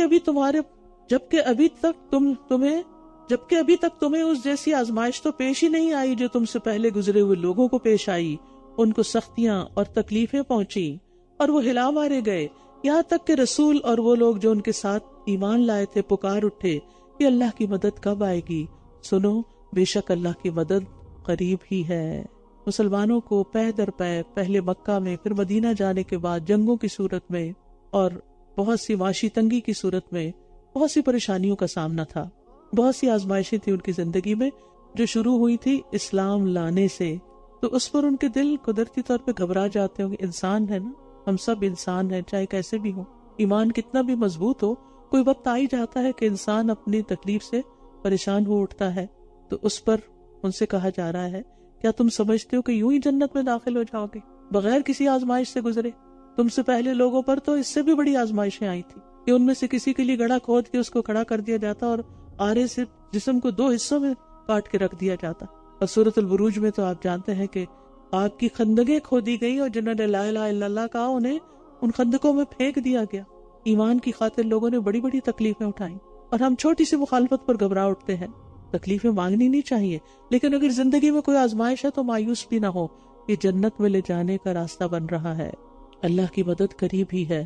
یاد رکھیں، جب سے ہم پیدا ہوئے ہیں اور جب سے ہم نے ہوش سنبھالا ہے، ہم پر مختلف طرح کے امتحان آتے رہے، لیکن ہر آنے والا امتحان گزرتا ہی گیا۔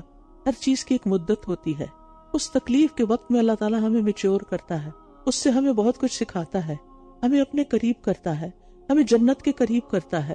لیکن ہم جلدی چاہتے ہیں، ہمیں ہر چیز میں جلدی ہوتی، جلدی سے بڑے ہو جائے، جلدی سے جوان ہو، جلدی سے شادی ہو گئی، جلدی سے بچے ہو جائیں، اب بچے جلدی سے بڑے ہو جائیں، جلدی سے جاب مل جائے، جلدی سے گاڑی مل جائے، جلدی سے گھر مل جائے، ہر چیز میں جلدی ہے ہمیں، اور یہ بے صبری ہے۔ یہ جلدی کیا ہے؟ بے صبری۔ صبر کیا ہے؟ مشکل وقت، مشکل حالات کے ہونے کے باوجود اچھے دنوں کا انتظار کرنا اور اس پر بے قراری سے نکل آنا، اللہ کی رضا پہ راضی رہنا اور اللہ سے اچھی امیدیں رکھنا، مایوس نہیں ہونا کہ میری تو سنی نہیں جاتی۔ یہ شکوہ ہے اور شکوے اللہ کو پسند نہیں ہے۔ کیا آپ کو شکوے پسند ہیں؟ چاہے اپنے بچے ہی کرے شکوے، تو کسی کو کوئی دوست کرے، جب بھی کوئی شکوہ کرتا ہے چاہے پیار سے شکوہ کرے، دل پہ بھاری گزرتا ہے نا۔ تو جو چیز ہمیں اپنے لیے اچھی نہیں لگتی وہ ہم نعوذ باللہ اللہ سبحانہ وتعالیٰ کے لیے کیسے جائز سمجھ لیتے ہیں۔ تو اللہ سے شکوے نہیں کرنے، اللہ سے دعائیں کرنی ہے، شکر ادا کرنا ہے کہ جس حال میں رکھے راضی ہے، وہ رب ہے نا، وہ مالک ہے۔ ہم تو اپنے مالک خود بھی نہیں ہیں، نہ اپنے حالات ہمارے بس میں ہیں، تو رب سے خیر ہی مانگتے رہیں۔ اللہ، اور اس بات کو یاد رکھیں، اللہ ان نصر اللہ قریب، وہ وقت جلدی آ جائے گا، اور جب آ کے گزر جائے گا تو تمہیں یاد بھی نہیں رہے گا کہ اللہ نے تمہیں کیسی کیسی مشکلات سے نکالا۔ پھر فرمایا یسألونک ماذا ینفقون، وہ آپ سے سوال کرتے ہیں وہ کیا خرچ کریں، مال کہاں خرچ کریں۔ جب انسان کے پاس بہت مال آ جاتا ہے تو پھر اس کو یہ سوچ آتی کہ میں کہاں انویسٹ کروں، کہاں لگاؤں، کیا خریدوں، اپنے اوپر لگاؤں، دوسروں پہ لگاؤں۔ اسلام نے کیا تعلیم دی؟ آپ کہہ دیجئے کہ جو مال بھی تم خرچ کرو تو وہ والدین، سب سے پہلے ماں باپ کا حق، قرابت داروں، یتیموں، پھر رشتہ داروں کا حق، پھر یتیموں کا حق، محتاجوں اور مسافروں کے لیے ہونا چاہیے۔ اور جو بھلائی بھی تم کرو گے، جو نیکی کرو گے، وَمَا تَفْعَلُوا مِنْ خَيْرٍ فَإِنَّ اللَّهَ بِهِ عَلِيمٌ، تو بے شک اللہ اس کو خوب جاننے والا ہے۔ بعض اوقات نیکی کرنا بڑا مشکل ہوتا ہے نا، دل نہیں چاہتا، اور خاص طور پہ مال خرچ کرنا ایک مشکل کام ہے۔ وَأُحْضِرَتِ الْأَنفُسُ الشُّحَّ، لیکن اگر انسان خرچ کرتا رہے تو اس کا دل کھلتا بھی جاتا ہے. جتنا خرچ کرتا ہے اتنا ہی دل کھلتا ہے, پھر اور خرچ کرنے کو دل کرتا ہے. کیونکہ مال خرچ کرنے میں اور دینے میں, چاہے والدین کو صدقہ تھوڑی دینا ہوتا ہے, یہ صدقے کی بات نہیں ہو رہی. والدین کو صدقہ نہیں دیتے, والدین کو تو گفٹ دیتے ہیں, والدین پر تو خوشی سے خرچ کرتے ہیں. اور والدین کو اس لیے بھی نہیں دیتے کہ انہیں ضرورت ہے.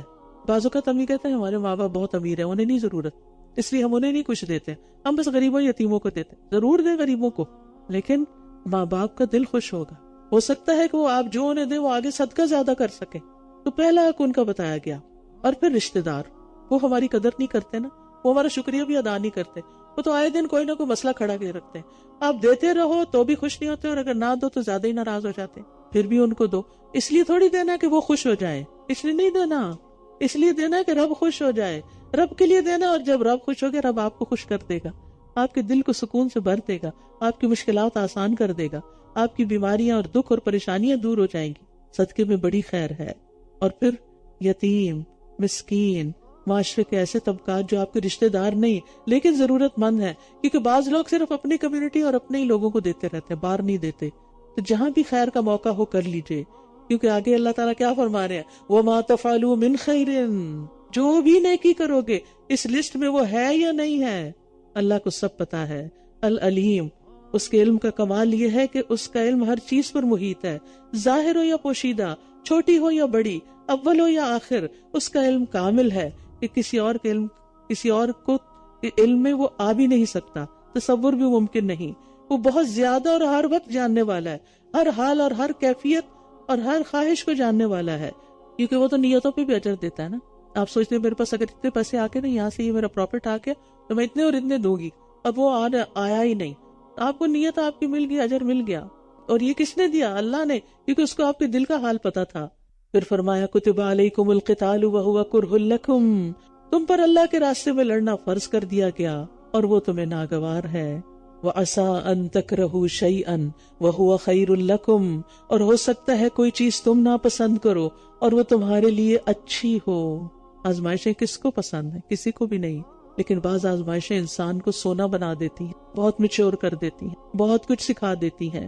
وَعَسَىٰ أَن تُحِبُّوا شَيْئًا وَهُوَ شَرٌّ لَكُمْ, اور ہو سکتا ہے کوئی چیز تم پسند کرو اور وہ تمہارے لیے بری ہو. کھانے میں کتنی چیزیں ہوتی ہیں جن کے بغیر ہمارا گزارا نہیں, لیکن وہ ہمارے لیے سخت نقصان دہ ہوتی ہیں, اور ہمیں پتا ہوتا ہے کہ یہ کھاؤ گی تو بیمار پڑ جاؤ گے, پھر بھی نہیں باز آتے. اسی طرح کمفرٹ میں رہنا, زیادہ سونا, آرام کرنا, کام نہ کرنا, یہ بھی بڑا پسند ہوتا ہے لوگوں کو. کام کرنے, محنت مشقت سے جی چراتے ہیں. وہ شر لکم, دنیا کمانے کی جگہ ہے, آخرت کمانے کی جگہ ہے. کیوں اپنے آپ کو, کیوں سستی میں مبتلا ہو, کیوں پیچھے رہ رہے ہو؟ واللہ یعلم وانتم لا تعلمون, اللہ جانتا ہے تم نہیں جانتے, اس لیے اللہ کے فیصلوں پہ ناراض نہ ہو, اللہ کے فیصلوں پہ راضی ہو. جو جس حال میں رکھے راضی رہو, ہر حال میں تکلیف سے جان نکل رہی ہو پھر بھی کہا کرے اللہ میں راضی, تو ہی اس کو دور کرنے والا, میں تجھ سے راضی, ہر حال میں راضی. کیونکہ اس کو پتا ہے کہ ہمیں کتنا آزمانا ہے, کہاں تک آزمانا ہے. یسألونک عن الشہر الحرام قتال فیہ, وہ آپ سے حرمت والے مہینے میں لڑائی کرنے کے بارے میں سوال کرتے ہیں. کہہ دیجئے ان میں لڑائی کرنا بہت بڑا گناہ ہے, اور اللہ کے راستے سے روکنا اور اس سے کفر کرنا اور مسجد حرام سے روکنا اور اس کے رہنے والوں کو اس سے نکال دینا اللہ کے نزدیک اس سے بھی بڑا گناہ ہے, اور فتنہ قتل سے بھی کہیں بڑھ کر ہے. اور یہ لوگ ہمیشہ تم سے لڑتے رہیں گے, یہاں تک کہ اگر وہ استطاعت رکھتے ہو تو تمہیں تمہارے دین سے پھیر دیں. اور جو کوئی تم میں سے اپنے دین سے پھر گیا پھر کفر کی حالت میں ہی مر گیا, جو کوئی تم میں سے اپنے دین سے پھر گیا پھر کفر کی حالت میں ہی مر گیا, تو ایسے لوگوں کے اعمال دنیا اور آخرت میں ضائع ہو گئے, ان کی کوئی نیکی قبول نہیں. اور یہی لوگ آگ کے ساتھی ہیں, یہ اس میں ہمیشہ رہنے والے ہیں. جو بچے قرآن کی یہ آیتیں پڑھ لیں, اپنے ماں باپ سے بھی پڑھ لیں, کیا وہ دین سے پھر سکتے ہیں؟ لیکن آج کل یہ مسئلہ کتنا عام ہوتا جا رہا ہے, اور کتنی بھیانک سزا ہے اس کی, اس اویئرنس کی کتنی ضرورت ہے. ان الذین آمنوا والذین ہاجروا وجاہدوا فی سبیل اللہ اولئک یرجون رحمت اللہ واللہ غفور الرحیم. بے شک وہ لوگ جو ایمان لائے اور جن لوگوں نے ہجرت کی اور اللہ کے راستے میں جہاد کیا, وہی لوگ اللہ کی رحمت کی امید رکھتے ہیں, اور اللہ بے حد بخشنے والا, نہایت رحم کرنے والا ہے. اللہ کے راستے میں نکلو تو صحیح, کچھ قربانی تو کرو, اللہ کے دین کی ترقی کے لیے کوئی محنت تو کرو، کوئی مال تو لگاؤ، پھر دیکھو اللہ کیسی قدردانی کرتا ہے۔ پھر مزید کچھ احکامات، یسألونک عن الخمر والمیسر قل فیہما اثم کبیر ومنافع للناس واثمہما اکبر من نفعہما۔ وہ آپ سے شراب اور جوئے کے بارے میں سوال کرتے ہیں، آپ کہہ دیجئے کہ ان دونوں میں بڑا گناہ ہے اور لوگوں کے لیے کچھ فائدے بھی ہیں، اور ان دونوں کا گناہ ان کے فائدے سے زیادہ بڑا ہے۔ اور وہ آپ سے سوال کرتے ہیں کہ وہ کیا خرچ کریں، کہہ دیجئے جو بھی تمہاری ضرورت سے زائد ہو، جو ایکسٹرا ہے تمہیں نہیں چاہیے اوروں کو دے تو استعمال کریں۔ اس طرح اللہ تمہارے لیے اپنی آیات کھول کھول کر بیان کرتا ہے تاکہ تم غور و فکر کرو۔ زائد چیز کا مطلب صرف یہ نہیں ہوتا کہ فضول چیز، ہو سکتا ہے کہ وہ بہت عمدہ چیز ہو لیکن آپ کے کام نہیں آ رہی، کسی اور کے لیے بہت پسندیدہ ہو سکتی ہے۔ تو بہت سے علماء نے اس کا معنی اپنی اور گھر کی ضرورتوں سے زائد چیز لیا ہے، یعنی وہ مال، وہ اشیاء جو اہل و عیال اور لازمی ضروریات پر خرچ کرنے کے بعد بچ رہے، لیکن اتنا نہ خرچ کر دے کہ خود بھاگ پھیلانے لگے، دوسروں سے مانگنے لگے۔ رسول اللہ صلی اللہ علیہ وسلم نے فرمایا بہتر صدقہ وہ ہے جو خوشحالی کے ساتھ ہو، اور تم پہلے اپنے اہل و عیال پر خرچ کرو۔ تو یہ حکم زکوٰۃ کے علاوہ نفلی صدقے کا ہے جو یہاں دیا جا رہا ہے، کیونکہ حقیقت یہ ہے کہ مال میں زکوٰۃ کے علاوہ بھی حق ہے دنیا اور آخرت کے معاملے میں۔ اور وہ آپ سے یتیموں کے بارے میں سوال کرتے ہیں، یہ آیت پچھلی آیت سے ملی ہوئی ہے، تاکہ تم غور و فکر کرو، کس میں؟ دنیا اور آخرت کے معاملات میں۔ اور وہ آپ سے یتیموں کے بارے میں سوال کرتے ہیں، آپ کہہ دیجئے کہ اصلاح کرنا ہی ان کے لیے بہتر ہے، یعنی ان کے لیے اچھا ہی سوچو، اور اگر تم ان کو اپنے ساتھ شامل کر لو تو وہ تمہارے بھائی ہیں، اور اللہ خوب جانتا ہے کہ خرابی کرنے والا کون ہے اور اصلاح کرنے والا کون ہے، کون ان کا مال ہڑپ کرنا چاہتا ہے اور کون اس مال کو انہی کی بھلائی پہ خرچ کرنا چاہتا ہے، کون ان کی تربیت کرنا چاہتا ہے اور کون ان سے جان چھڑانا چاہتا ہے۔ اور اگر اللہ چاہتا تو تمہیں مشکل میں ڈال دیتا، بے شک اللہ بہت غالب خوب حکمت والا ہے۔ کس مشکل میں؟ کہ ان کے مال اور ان کے ہر چیز الگ الگ کر دو، ان کا کھانا پکانا بھی الگ رکھو اور ان کی گروسری الگ کرو، ان کی چیزیں الگ رکھو، کتنی مشکل ہو جاتی، لیکن یہ کہ ساتھ ملا کے کھا سکتے ہو مگر انصاف کے ساتھ۔ پھر فرمایا اور تم مشرک عورتوں سے نکاح نہ کرو جب تک کہ وہ ایمان نہ لے آئیں، اور ایک مومن لونڈی مشرک عورت سے یقیناً بہتر ہے اگرچہ وہ مشرکہ تمہیں اچھی لگے، اور تم اپنی عورتوں کا نکاح مشرک مردوں سے نہ کرو جب تک وہ ایمان نہ لے آئیں۔ اس سے پتہ چلتا ہے کہ عورت اپنا نکاح خود نہیں کر سکتی، اس کا ولی نکاح کرے گا، اسی لیے فرمایا کہ تم نکاح کر کے نہ دو۔ رسول اللہ صلی اللہ علیہ وسلم نے واضح الفاظ میں ولی کی اجازت کے بغیر نکاح سے منع فرمایا ہے۔ اور تم اپنی عورتوں کا نکاح مشرک مردوں سے نہ کرو جب تک کہ وہ ایمان نہ لے آئیں، اور ایک مومن غلام مشرک مرد سے یقیناً بہتر ہے اگرچہ وہ یعنی مشرک تمہیں اچھا لگے۔ یہ لوگ آگ کی طرف بلاتے ہیں، اور اللہ اپنے اذن سے تمہیں جنت اور مغفرت کی طرف دعوت دیتا ہے، اور اپنی آیات لوگوں کے لیے واضح کرتا ہے تاکہ وہ نصیحت حاصل کریں۔ وَيَسْأَلُونَكَ عَنِ الْمَحِيضِ، اور وہ آپ سے حیض کے بارے میں سوال کرتے ہیں، آپ کہہ دیجئے کہ وہ ایک نجاست ہے، تو حیض کے دوران عورتوں سے الگ رہو، اور جب تک وہ پاک نہ ہو جائیں ان سے قربت نہ کرو، پھر جب وہ اچھی طرح پاک ہو جائیں تو ان کے پاس آؤ جہاں سے اللہ نے تمہیں حکم دیا ہے، ان کی دبر کی طرف سے نہیں، پشت کی طرف سے نہیں، اورل سیکس نہیں۔ بے شک اللہ بہت توبہ کرنے والوں اور بہت پاک صاف رہنے والوں سے محبت کرتا ہے، کیونکہ یہ دونوں اینل سیکس اور اورل سیکس دونوں ہی غلیظ طریقے ہیں۔ تو اللہ تعالیٰ کن لوگوں سے محبت کرتا ہے؟ پاک صاف رہنے والوں سے اور توبہ کرنے والوں سے، کہ اگر ماضی میں کچھ ہو چکا تو ہو چکا، آئندہ کے لیے مت کرو۔ تو یہاں حیض کو، پیریڈز کو عذاب بتایا، تکلیف، یعنی کہ عورت ان دنوں میں صحت کی نسبت بیماری سے قریب ہوتی ہے، اور ہسبینڈ کے لیے بھی فزیکل ریلیشن شپ قائم کرنا عورت سے بیماری کا باعث بن سکتا ہے۔ نبی صلی اللہ علیہ وسلم نے ان دنوں میں انٹرکورس کے علاوہ باقی ہسبینڈ وائف کے ریلیشن شپ کو جائز قرار دیا ہے۔ اگر کوئی حیض کی حالت میں جماع کر لیتا ہے تو اس کا کفارہ کیا ہے؟ رسول اللہ صلی اللہ علیہ وسلم نے فرمایا جو شخص حیض کی حالت میں بیوی کے پاس جائے وہ 1 دینار سونے کا سکہ ہے یا نصف دینار صدقہ کرے۔ نساؤکم حرث لکم واتوا حرثکم انا شئتم وقدموا لانفسکم، تمہاری عورتیں، تمہاری یعنی بیویاں تمہارے لیے کھیتی ہیں۔ کھیت کو دیکھ کر انسان کتنا خوش ہو جاتا، اپنی نہ بھی ہو، دور سے اگر آپ دیکھیں، فیلڈز کی تصویریں بھی آپ دیکھیں تو آپ کا دل خوش ہو جاتا ہے۔ تو بیوی جو ہے وہ مرد کے لیے کیسی ہونی چاہیے کہ اس کو دیکھے تو اس کا دل خوش ہو جائے۔ تو تم اپنی کھیتی میں جس طرح چاہو آؤ اور اپنے نفسوں کے لیے آگے بھیجو، اور اللہ سے ڈرو اور جان لو کہ یقیناً تم اس سے ملاقات کرنے والے ہو، اور مومنوں کو خوشخبری دے دیجئے۔ جس طرح چاہو آؤ کا مطلب یہ نہیں کہ تم غلط طریقے اختیار کرو، اس کا مطلب یہ ہے کہ تمہارے لیے کسی ٹائم کی یا کسی اور چیز کی ریسٹرکشن نہیں۔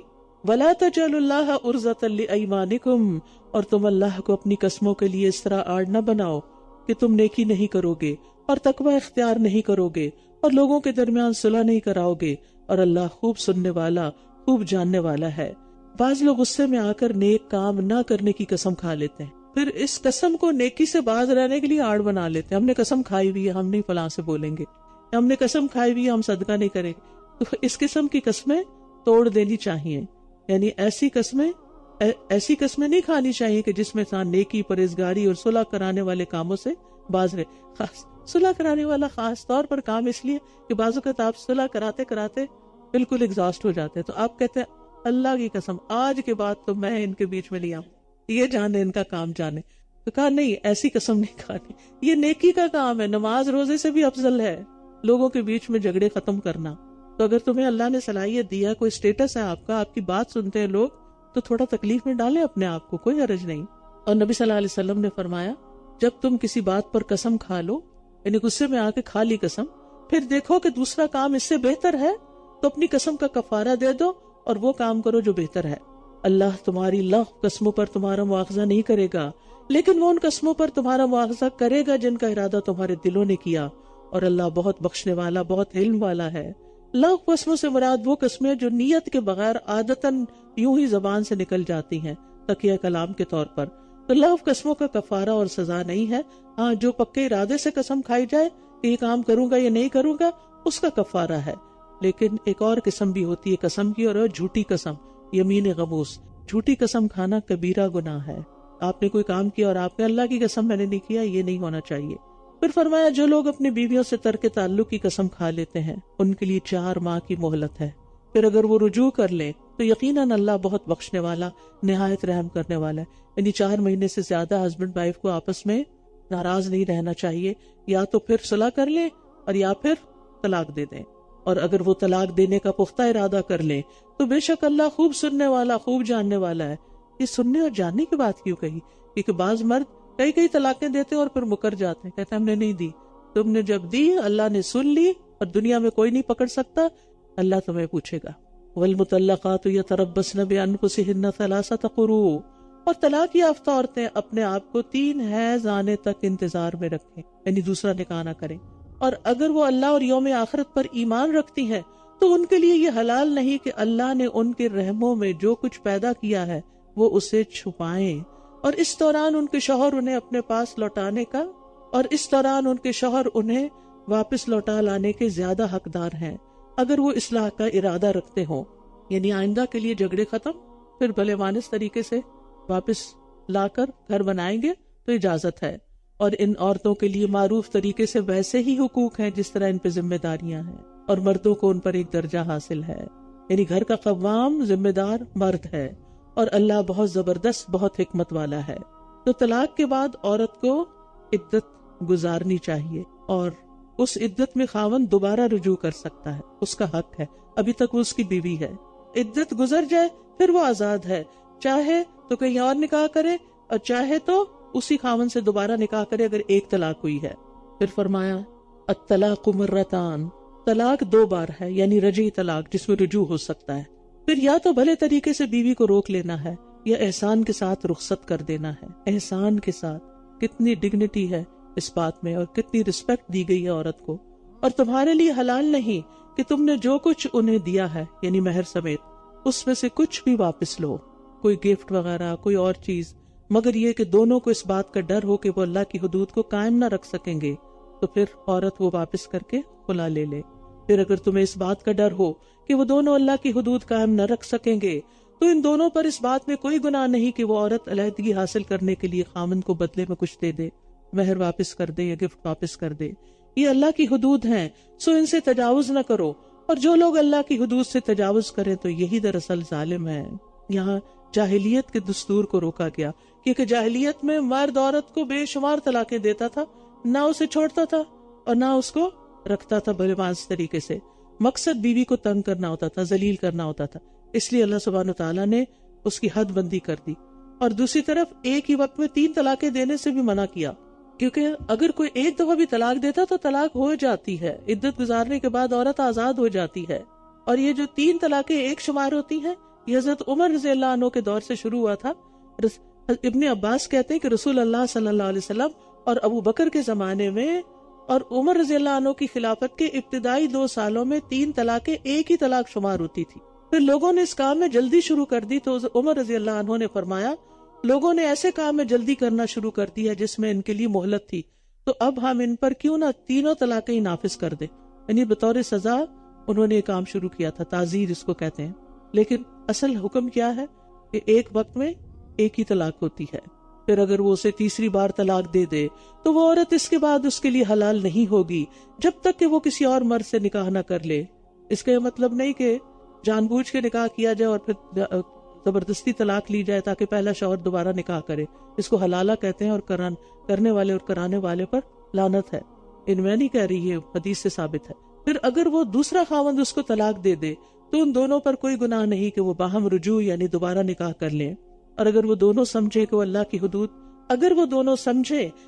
کی حدود قائم رکھ سکیں گے پھر دوبارہ نکاح کرے، ورنہ نہیں. اور یہ اللہ کی حدود ہیں جنہیں وہ لوگوں کے لیے واضح کرتا ہے. یہ اللہ کی حدود ہیں جنہیں وہ ان لوگوں کے لیے واضح کرتا ہے جو علم رکھتے ہیں. اور جب تم عورتوں کو طلاق دے دو پھر وہ اپنی عدت پوری کرنے کو آئیں تو انہیں بھلے طریقے سے روک لو یا بھلے طریقے سے رخصت کر دو. اور انہیں تکلیف دینے کے لیے مت روکو کہ تم ان کے ساتھ زیادتی کر سکو، اور جو ایسا کرے گا تو یقیناً اس نے اپنی جان پر ظلم کیا. اور تم اللہ کی آیات کو مذاق مت بناؤ، اور اللہ کی وہ نعمت جو تم پر ہے اور جو اس نے کتاب و حکمت کی صورت میں تم پر نازل کیا ہے اسے یاد رکھو. وہ تمہیں اس کے ساتھ نصیحت کرتا ہے. اور اللہ سے ڈرو اور جان لو کہ یقیناً اللہ ہر چیز کو خوب جاننے والا ہے. اور جب تم عورتوں کو طلاق دے چکو پھر وہ اپنی عدت پوری کر لیں تو تم انہیں ان کے سابقہ شوہروں سے نکاح کرنے سے نہ روکو جب وہ معروف طریقے سے باہم رضامند ہو جائیں. یہ نصیحت اس کو کی جاتی ہے جو تم میں سے اللہ اور یوم آخرت پر ایمان رکھتا ہو. یہ طریقہ تمہارے لیے زیادہ پاکیزہ اور صاف ستھرا ہے، اور اللہ جانتا ہے اور تم نہیں جانتے. معقل بن یسار کہتے ہیں کہ میں نے اپنی بہن کا نکاح ایک شخص سے کیا، اس نے اسے طلاق دے دی. جب عدت گزر گئی تو دوبارہ پیغام لے کے پروپوزل لے کے آ گیا. میں نے اس سے کہا میں نے تمہارا نکاح کیا، اسے تمہاری بیوی بنایا، تمہاری عزت افزائی کی، مگر تم نے اسے طلاق دے دی. اب پھر تم دوبارہ پیغام لے کر آ گئے ہو. اللہ کی قسم وہ تمہارے پاس کبھی نہیں آ سکتا. اب میں اس کی شادی دوبارہ تم سے نہیں کروں. اس شخص میں کوئی برائی نہیں تھی، اور وہ کہتے ہیں کہ میری بہن بھی واپس جانا چاہتی تھی. عورت کو اپنا گھر عزیز ہوتا ہے، کون عورت اپنا گھر چھوڑنا چاہتی؟ لیکن بھائی مانے تھا، وہ بھائیوں کی غیرت بیچ میں آ جاتی. اب نہیں ہو سکتا یہ، تو فرمایا فلا تعدلوہن، نہیں انہیں مت روکو کہ وہ اپنے پہلے والے خامدوں سے دوبارہ نکاح کر لیں. جب یہ آیت نازل ہوئی تو کہتے ہیں میں نے کہا اللہ کے رسول اب میں نکاح کر دوں گا.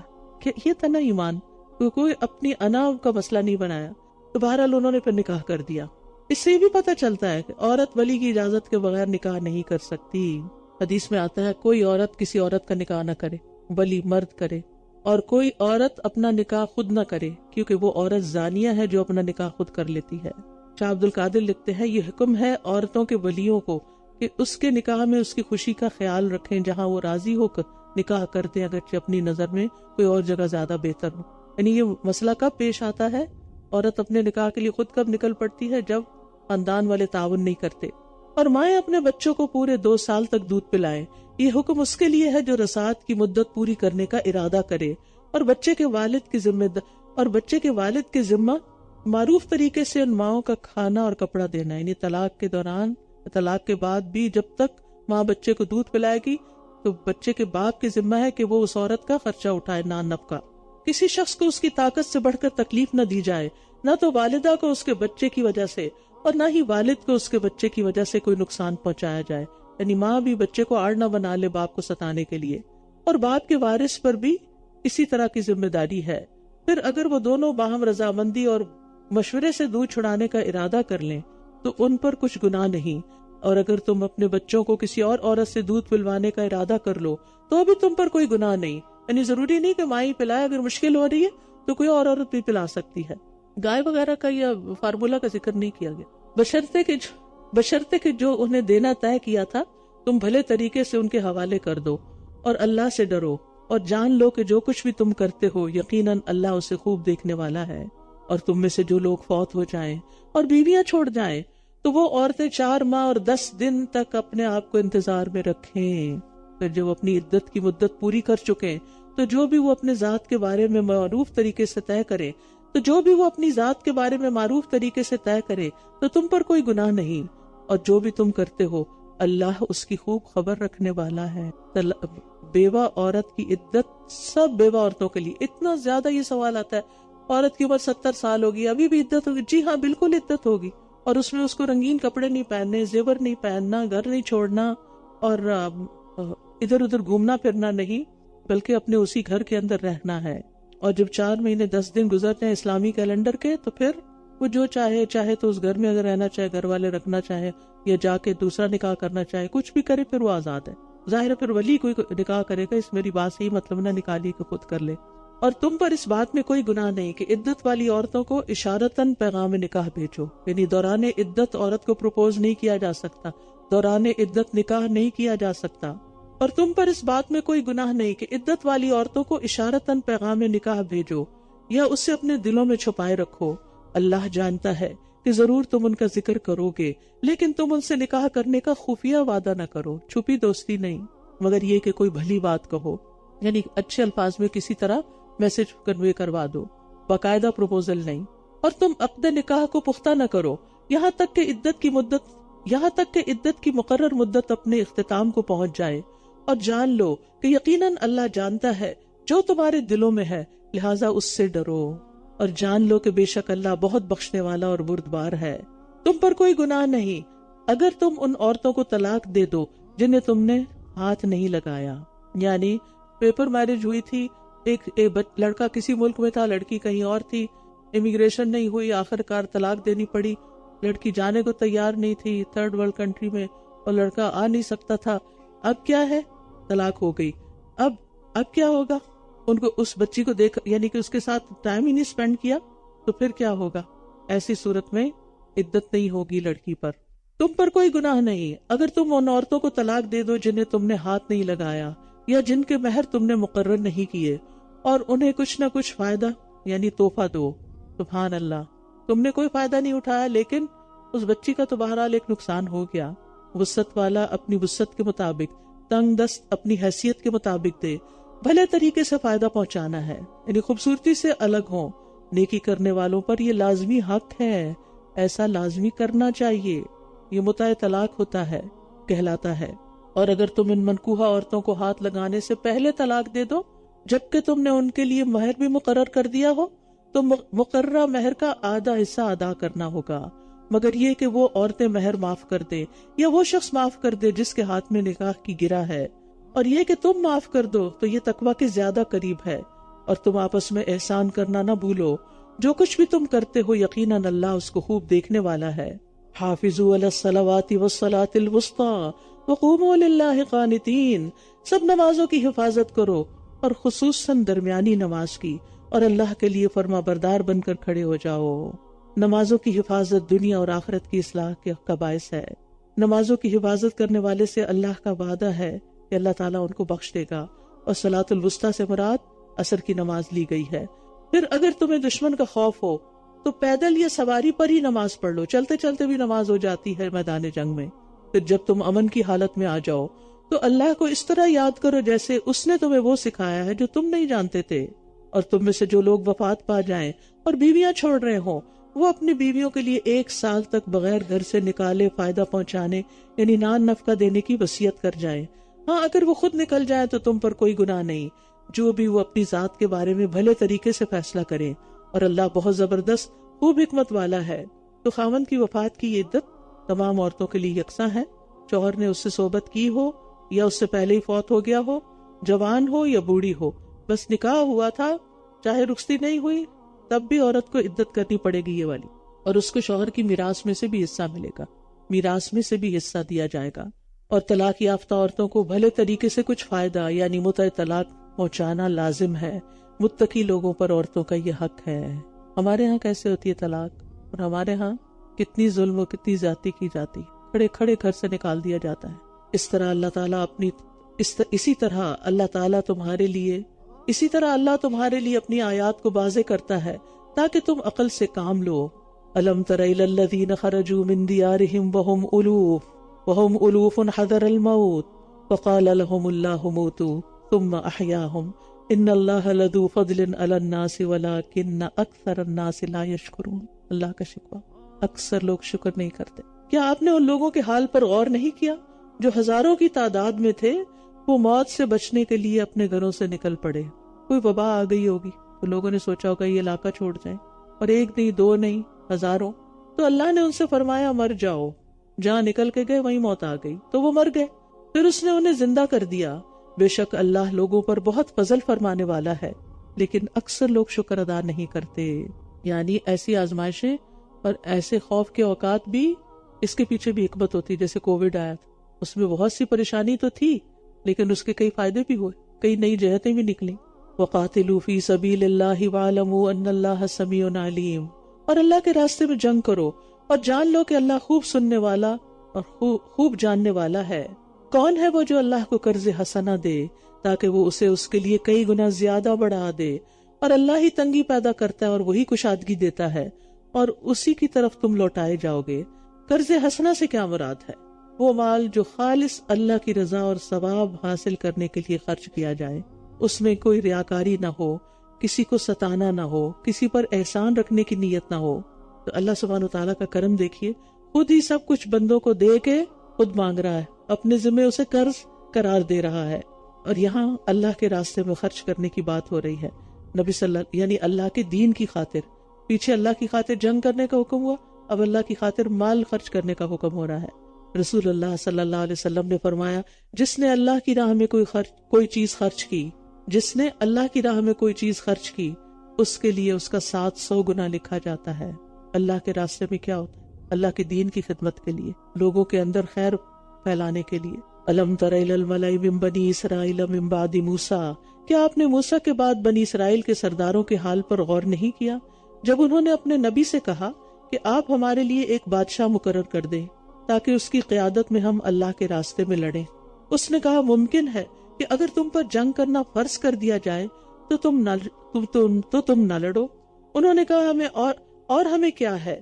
انہوں نے کہا اور ہمیں کیا ہے کہ ہم اللہ کے راستے میں نہ لڑیں جبکہ ہم اپنے گھروں اور بیٹوں سے نکال دیے گئے ہیں۔ پھر جب ان پر جنگ کرنا فرض کر دیا گیا تو ان میں سے چند ایک کے سوا سب منہ موڑ گئے، اور اللہ ان ظالموں کو خوب جانتا ہے، اور اللہ ان ظالموں کو خوب جانتا ہے۔ اور ان کے نبی نے ان سے کہا، بے شک اللہ نے تمہارے لیے طالوت کو بادشاہ مقرر کر دیا ہے۔ تو وہ کہنے لگے، اس کی بادشاہت ہم پر کیسے ہو سکتی ہے جبکہ ہم بادشاہت کے اس سے زیادہ حقدار ہیں، اور اسے تو کوئی مالی وسعت بھی عطا نہیں کی گئی۔ اس نبی نے کہا، بے شک اللہ نے اسے تم پر چن لیا ہے اور اسے علم اور جسم کے اعتبار سے زیادہ وسعت دی ہے، اور اللہ جسے چاہتا ہے اپنی بادشاہت عطا کرتا ہے، اور اللہ وسعت والا خوب جاننے والا ہے۔ تو علمی قوت جسمانی قوت پر مقدم ہے۔ علم والے اور لا علم، ان میں کوئی نسبت نہیں۔ قل هل يستوي الذين يعلمون والذين لا يعلمون، علم مال سے بہتر ہے، کیونکہ یہاں انہوں نے کیا اعتراض کیا کہ اس کے پاس تو کوئی مال نہیں، اس کو کیسے بادشاہ بنا دیا گیا ہے؟ لیکن اس کے پاس کیا تھا؟ علم، اور کیا تھا؟ قوت۔ اور اسی طرح انسان کے اندر جو ایسی فضیلت ہوتی ہے، یعنی علمی فضیلت، علمی قوت، وہ باقی قوتوں پر حاوی ہو جاتی۔ علم کے ذریعے آپ باقی چیزیں بھی حاصل کر لیتے، لیکن اگر آپ جاہل ہیں تو آپ اپنا مال بھی ضائع کر دیں گے، اپنی زندگی بھی ضائع کر دیں گے۔ جہالت عیب ہے، جہالت سے نکلنا ہے، چاہے دنیا کے علم ہو چاہے دین کے، جو بھی نفع مند علم ہو ان کی طرف توجہ کرنی چاہیے۔ اور یہاں اللہ تعالیٰ کی صفت الواسع آئی ہے کہ جس کی جود و سخا مخلوق کے اندازوں سے کہیں بڑھ کر ہے، اور اس کی رحمت اور علم ہر چیز پر محیط ہے، اس کا رزق سب کے لیے کافی ہے۔ اور ان کے نبی نے ان سے کہا، بے شک اس کی بادشاہت کی علامت یہ ہوگی کہ تمہارے پاس وہ تابوت واپس آ جائے گا جس میں تمہارے رب کی طرف سے سکینت بھی ہے، اور آل موسیٰ اور آل ہارون کے چھوڑے ہوئے بقیہ جات بھی ہیں، فرشتے اسے اٹھائے ہوئے ہوں گے، یقیناً اس میں تمہارے لیے ایک نشانی ہے اگر تم ایمان والے ہو۔ پھر جب طالوت لشکروں کے ساتھ روانہ ہوا تو اس نے اپنی فوج سے کہا، یقیناً اللہ تمہیں ایک نہر کے ذریعے آزمانے والا ہے، آپ نیکی کے کام کے لیے نکلتے ہیں تو راستے میں کوئی رکاوٹ آ جاتی ہے، یہ دیکھنے کے لیے کہ کتنا شوق ہے، واقعی دل میں کتنی سچائی ہے اس کام کو کرنے کی۔